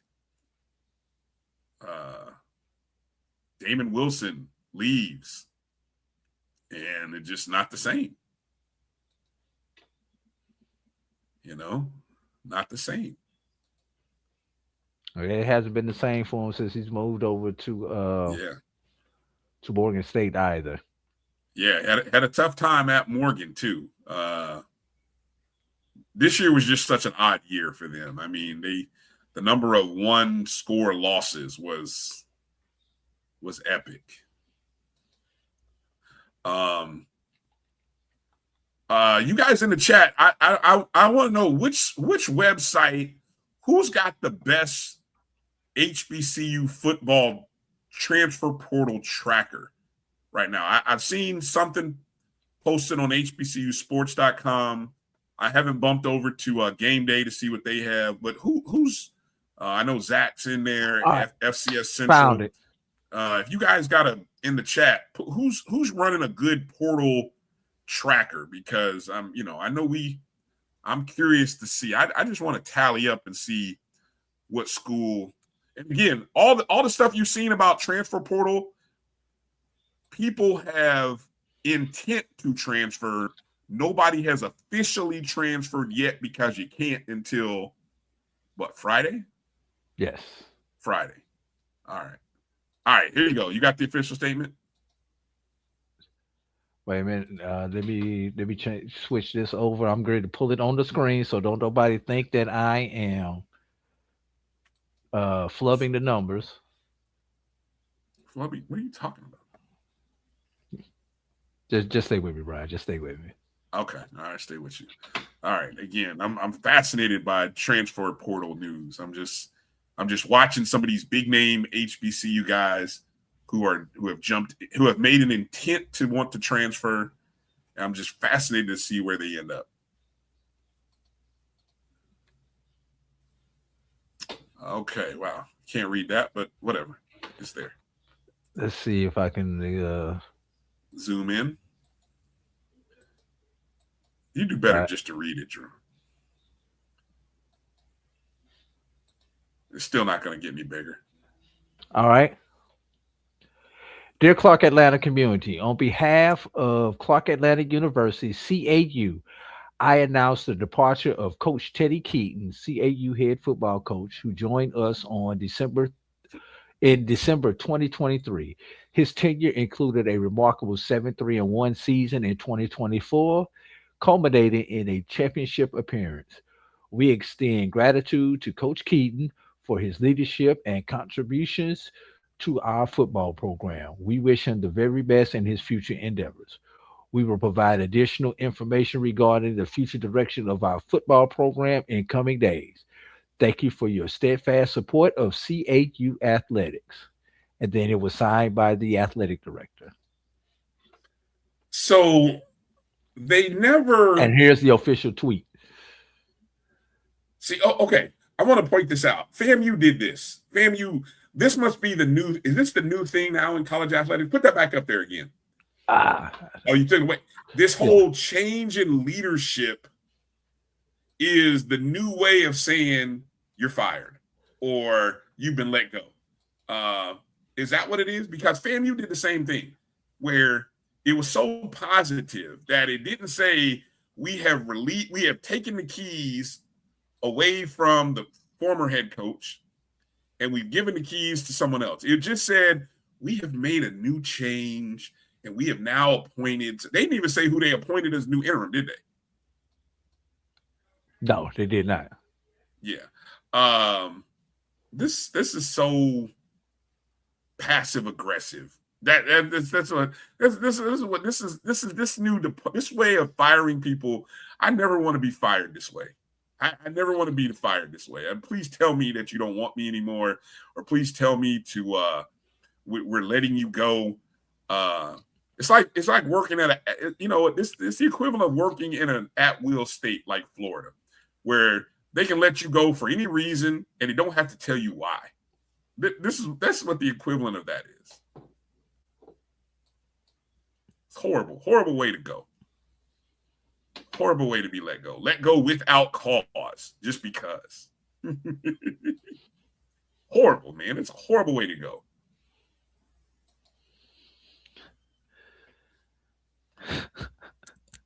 You don't want me to... If they say agreed to go in another direction, they want you to know they fired you. Departure says they don't want to damage you publicly, and we don't want to look bad for it. No, you're going to look bad for it. See? Pull the Band-Aid. Just say the coach has been relieved of his coaching duties. We thank him for, I mean, that's all you got to do. And if the coach is, you know, if the coach was, I mean, you know, did they pull him into the office?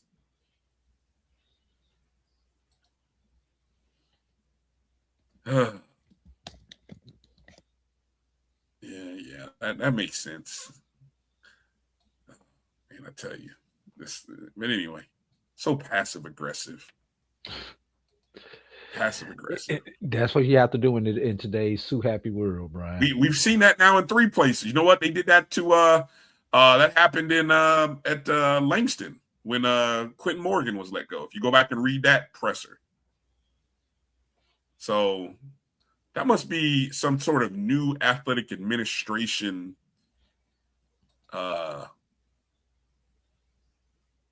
guide that they're advising athletic administrators. You know, there's a magazine called Coach and A.D. That must have been an article in Coach and A.D. How to let go of your head football coach without damaging his reputation or risk running a potential lawsuit. I don't know. It must have been an article. Yeah, it is a very. You Brandon, you stupid. There's no such thing as a day off in college football. You know what? You know what? I'm going to do that. Let me see. Let me find the correct prompt. You know what? Hold on. I got ChatGPT open right now.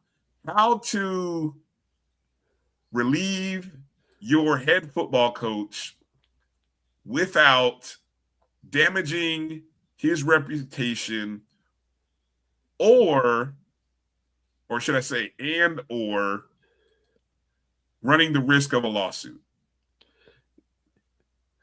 Let's all do that now. Hold on, let me Google AI mode. How about Google AI mode? That's a pretty one. No, you just got to go to ChatGPT. That's crazy. Make sure you put it on the screen. Huh? Make sure you share that on the screen so you can read that one. I am. What was the prompt again? What did I say the prompt was? I thought you was talking into the doggone microphone. I thought I was too. How to write a dismissal letter of your head football coach that does not tarnish his reputation.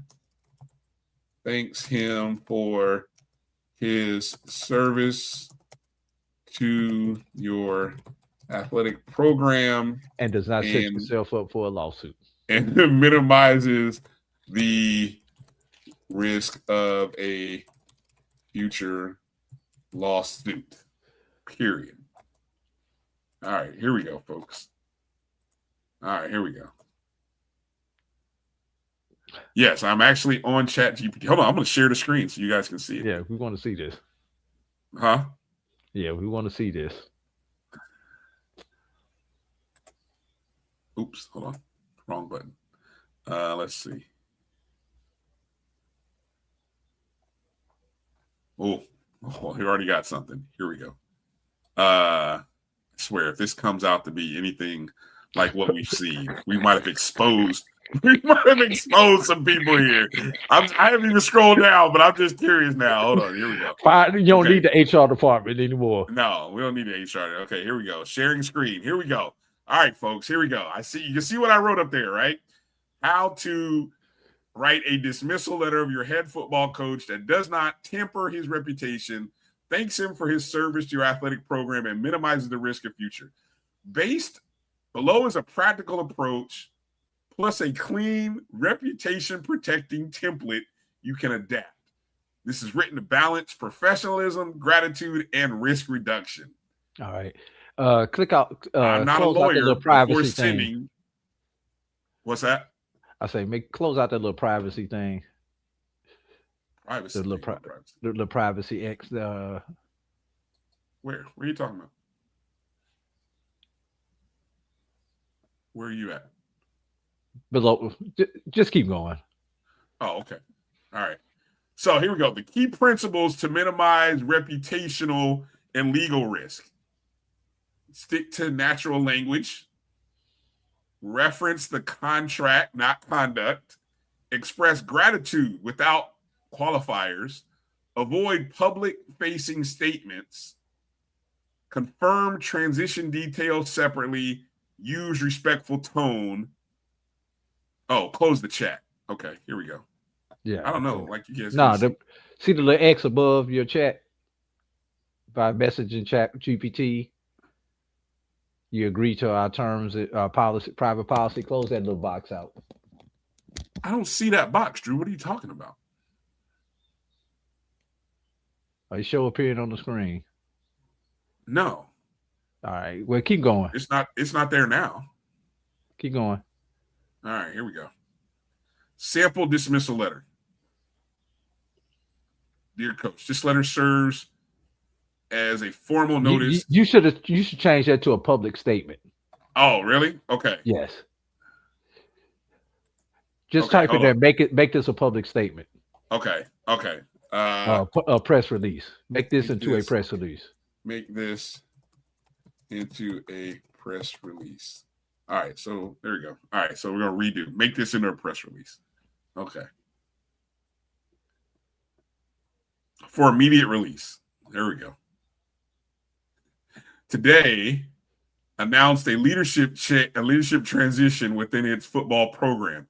Head football coach blank will conclude his tenure with the program effective blank. You got a quote in here, Drew. We are grateful to Coach Blank for his service and dedication to our student athletes and our athletic department, said whomever.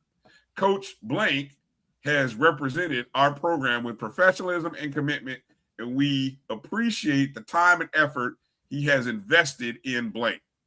The institution will begin the process of identifying new leadership for the football program. Additional details regarding transition will be handled internally and in accordance with institutional policies.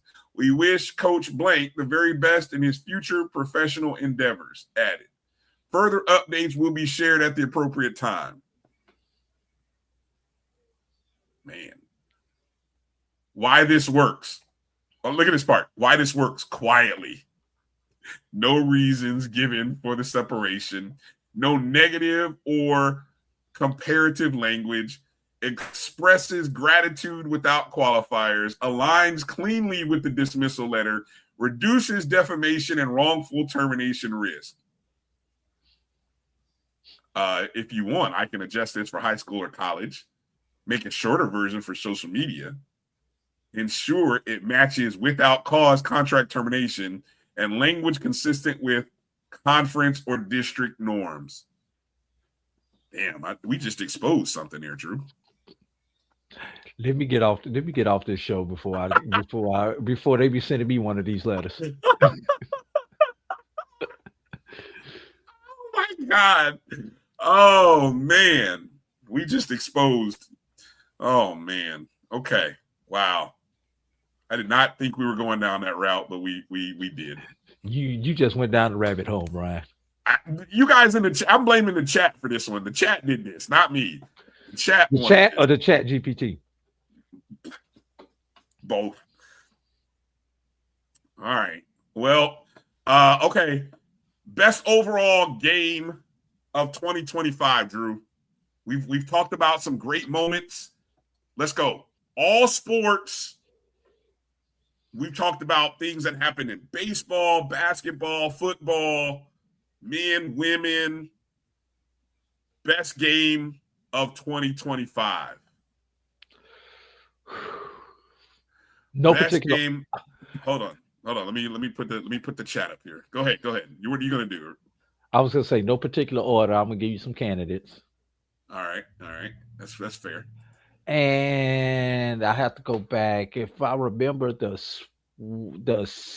think it was the semifinals in the SWAC.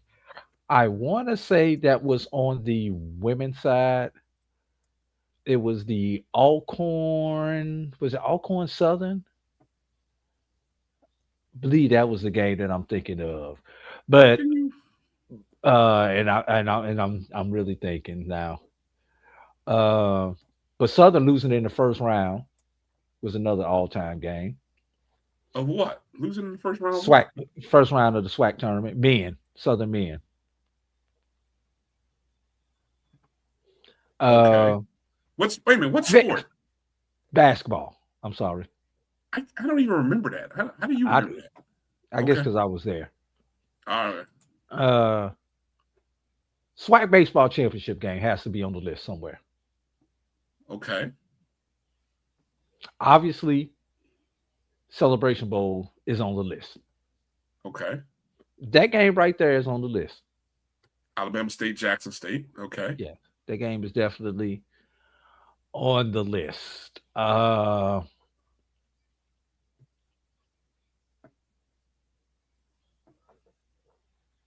on, you guys in the chat. Let's go. Let's hear it. Let's see. Come on. Best game of 2025. Those are the three. Those are my top three. Right. Albany State, Benedict, 3. Okay.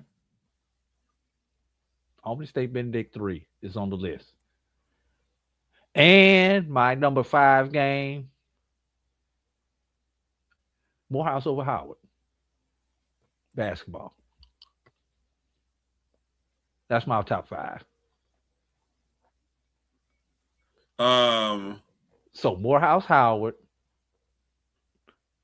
Albany State Benedict 3, and I'm ranking them now. Jackson State, Alabama State is 3. Number 2, SWAC baseball championship game.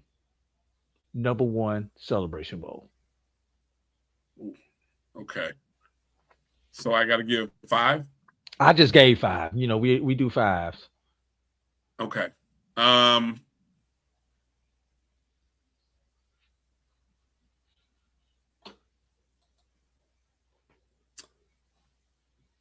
Number 5 for me.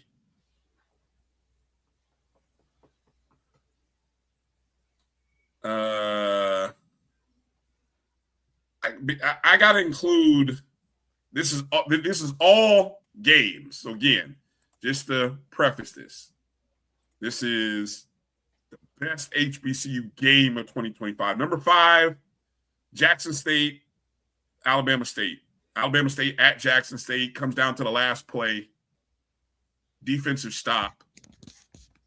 Jackson State wins the East because of it. Okay, that's number 5. Damn, this is hard. Number 4.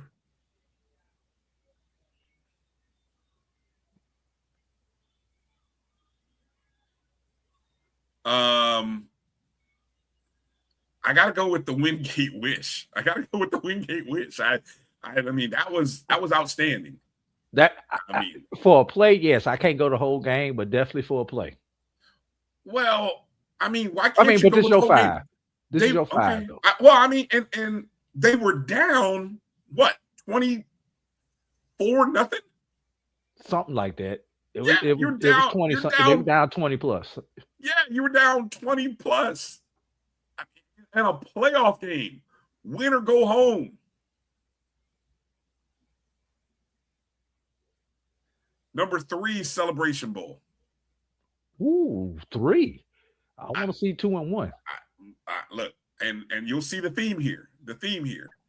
Championship game, 4 overtimes, It was probably because of the lead changes, the ties.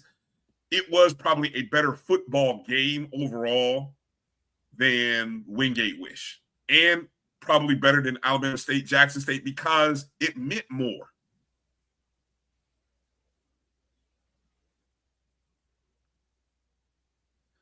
Number 2, Alabama State versus St. Francis in the NCAA tournament, men's basketball. I mean, Alabama State was down. Buzzer beater to win. I mean, doesn't get any better than that. Unless it's the bottom of the 9th inning with 2 outs,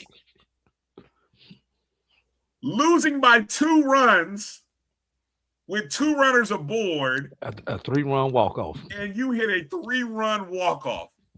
That's the only way you can trump a buzzer beater in the NCAA tournament, is if you hit a 3-run homer to walk it off in a championship game, Drew. I mean, that's my number 1. I mean, and I can only put one FAMU miserable game in there. I did not want to put in that Bethune-Cookman game, although it was very close to being a top 5 moment, but I just couldn't do it. I said, I'm only going to put one FAMU loss in here for sanity's sake. And if it's going to be that one, at least it's because I like Coach Hernandez. But that was the game of the year to me.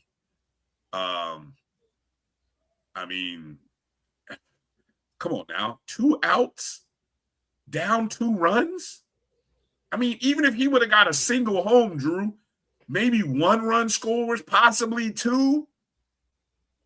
But no, he ends the game going straight to center. The damn center fielder never had a shot at it.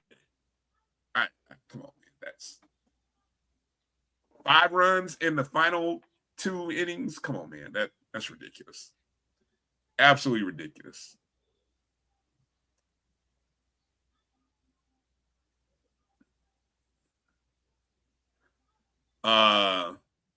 Yeah, the softball one was, you know what? It's funny, Edwin, you bring up the softball because the Lady Rattlers had a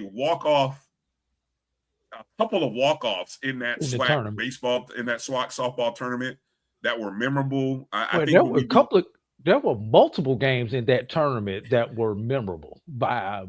Alabama State had one, if I remember correctly. Yes. I think if we talk tournaments, that's the best tournament of the year. That was the best tournament of the year. If we talk just overall conference tournaments that had drama, that softball tournament was the best tournament of 2025.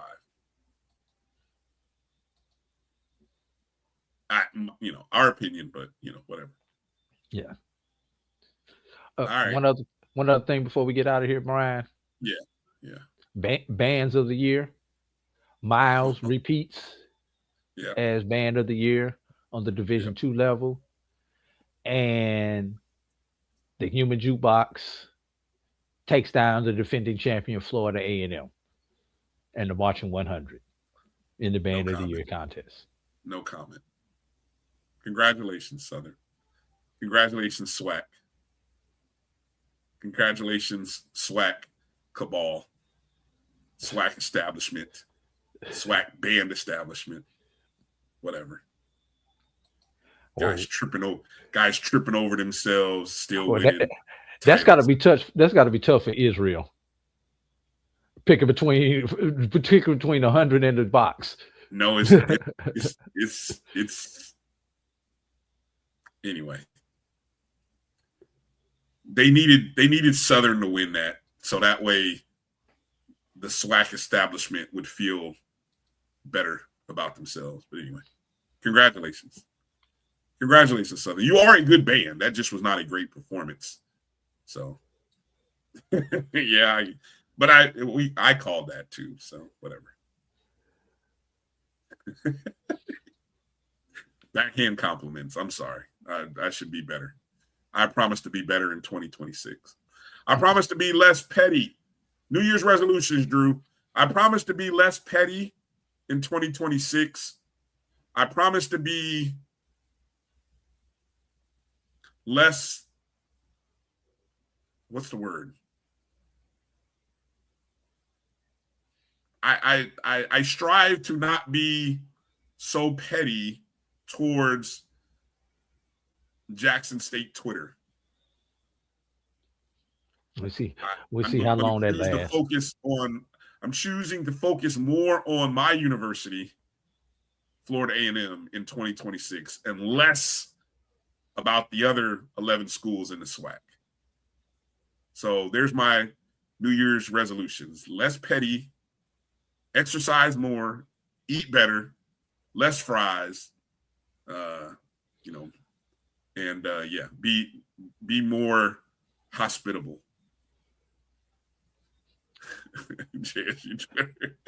Bryan, I'm gonna selfishly say this.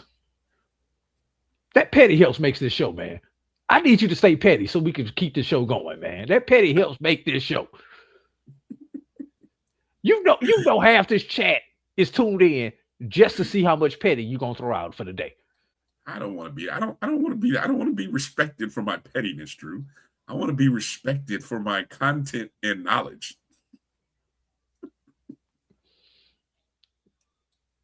I can't even say that with a straight face. Oh, Lord. Yes, there you go. See, right there. There you go. So now we are one. What's that? We are one. You know, that's we can all be in agreement now going into 2026.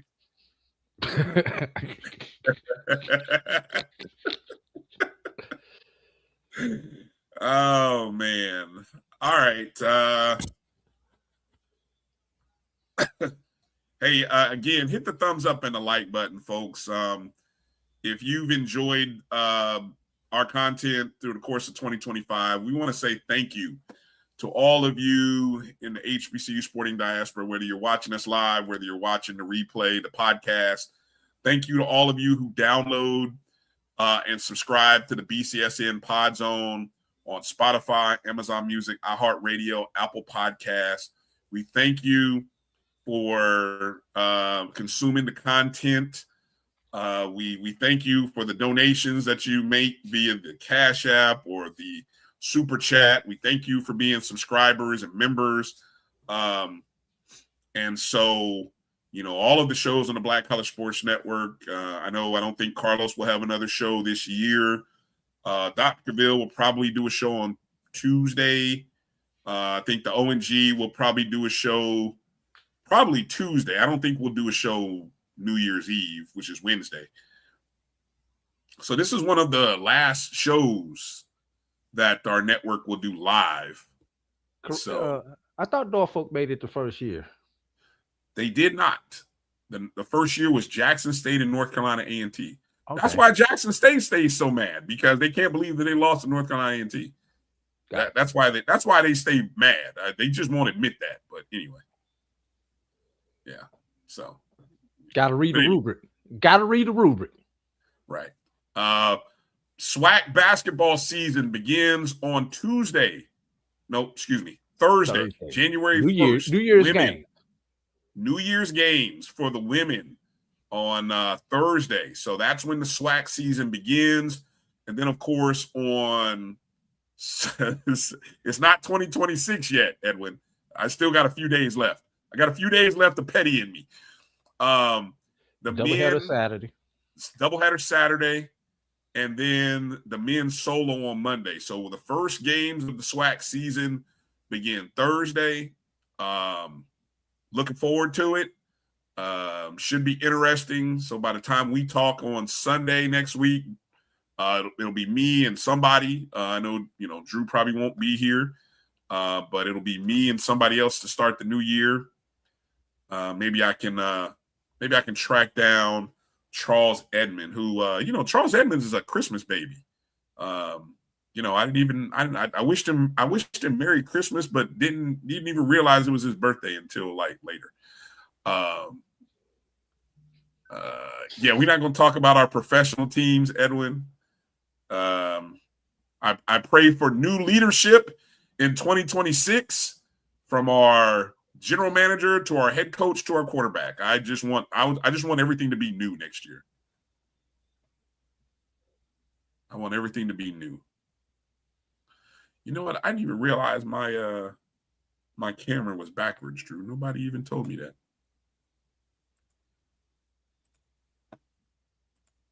Nobody picked that up. I didn't pay attention. I just noticed it. Anyway. I mean, we only been on for 3.5 Charles has to share his birthday with Jesus.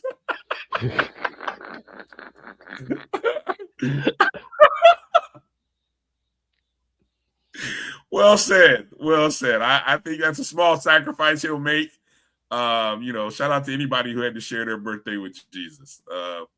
I can think of less famous people to share your birthday with, but I think that's pretty cool.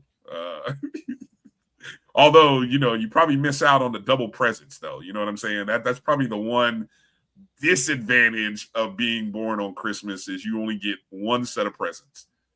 While all your other friends get Christmas and their birthday, you only get one.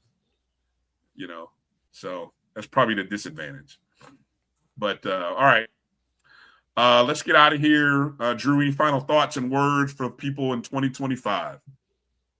No, just want to thank everybody for supporting me, supporting us here at the Black College Sports Network. Those who supported me at Morehouse College, thank you for supporting me over there. And also those who supported me with my endeavors with ESPN events. So just want to thank everybody for the support. Look forward to serving you in 2026. And I say serving you because that's what we do here. We actually serve you all when we come with this information, because this is a labor of love. The research and the time that has to go into this, to do this. There are many a days where you're too tired to want to do a show, or you just like, how the heck am I going to find time to do this show? But when we flip that camera on and put these headsets on, we perform. And it's a labor of love. So I just want to thank everybody for tuning in, watching. Please like, please share, please subscribe. If you can, donate, but do what you can. Support us. You've done a good job in 2025. We want to see you see this again in 2026 and continue to grow this network. This, not only this network, but this thing called HBCU Sports that we like to do. Just support all Black media. Speaking of supporting Black media, I will be a part of a show with Ken Rashad. He's doing it's Wednesday. I'll be on that too. It's a marathon. It's 8 a.m. to 8 p.m. HBCU I'll be a part of it. Sports. Don't know what time I'm going to be on there, but I will be on there on Wednesday. Yep. So looking forward to that. That should be fun. Maybe we do it together, man. Well, I think he's looking for people bringing on people at different times. But you got to spread it out. You got to spread out. I'm just curious to see him do this, man. This is going to be awesome to watch. Yeah. HBCU Sports. Ideas. So that'll be my final show of the year. Yeah, probably mine too. Probably be on with Dr. Cavill on Tuesday, but that will be my final show of the year. So I look forward to seeing you guys in 2026, and love each and every one of you guys. Well said, Drew. I just want to say to you, man, Happy New Year. I'm continually amazed at all that you do. You are a role model, not just to me, but to any of us out there aspiring to do multiple jobs and do them well. You find yourself in different places and you do everything first class. And I've always respected and looked at you as one of those role models, all the way going back to your days in SBI when I used to watch how you operate and be like, this is a little skinny dude from St. Louis, man. He just runs this place. But always professional, always first class. I love doing this show with you, man. And I wish you, your family, Happy New Year. And I wish you much success and prosperity in all the things that you do. You're a great inspiration. I figure, hey, if Drew can do it, I can find a way to slug my way through it as well. Because that's doggone it, Drew's a soldier. He makes it happen. So appreciate you, brother. Appreciate you. And thank for my family for putting up with me for doing all this stuff, because sometimes they're the victims of my endeavors, because I have to sacrifice time with them sometimes. Yeah, that's a whole nother story, whole nother challenge that we live with. But as you said, we do it for the love. We do it for the love, and we do it for you guys. So ain't for the money. No, it's not. But thank you again. Hit the thumbs up and like button. Subscribe, follow, rate, share, review. However you do it, however you choose to donate and support. It could be a thumbs up, it could be a like, it could be an actual cup of coffee, whatever it is you want to do. It's certainly appreciated.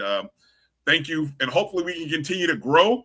We're always trying to find new followers, new subscribers, and that's challenging in this day and age. But we keep striving. So thank you to everybody. I wish you and yours. I'm just gonna get a hat. I'm one of them hats that just say petty. But anyway, thank you, everybody. We love you. Be blessed.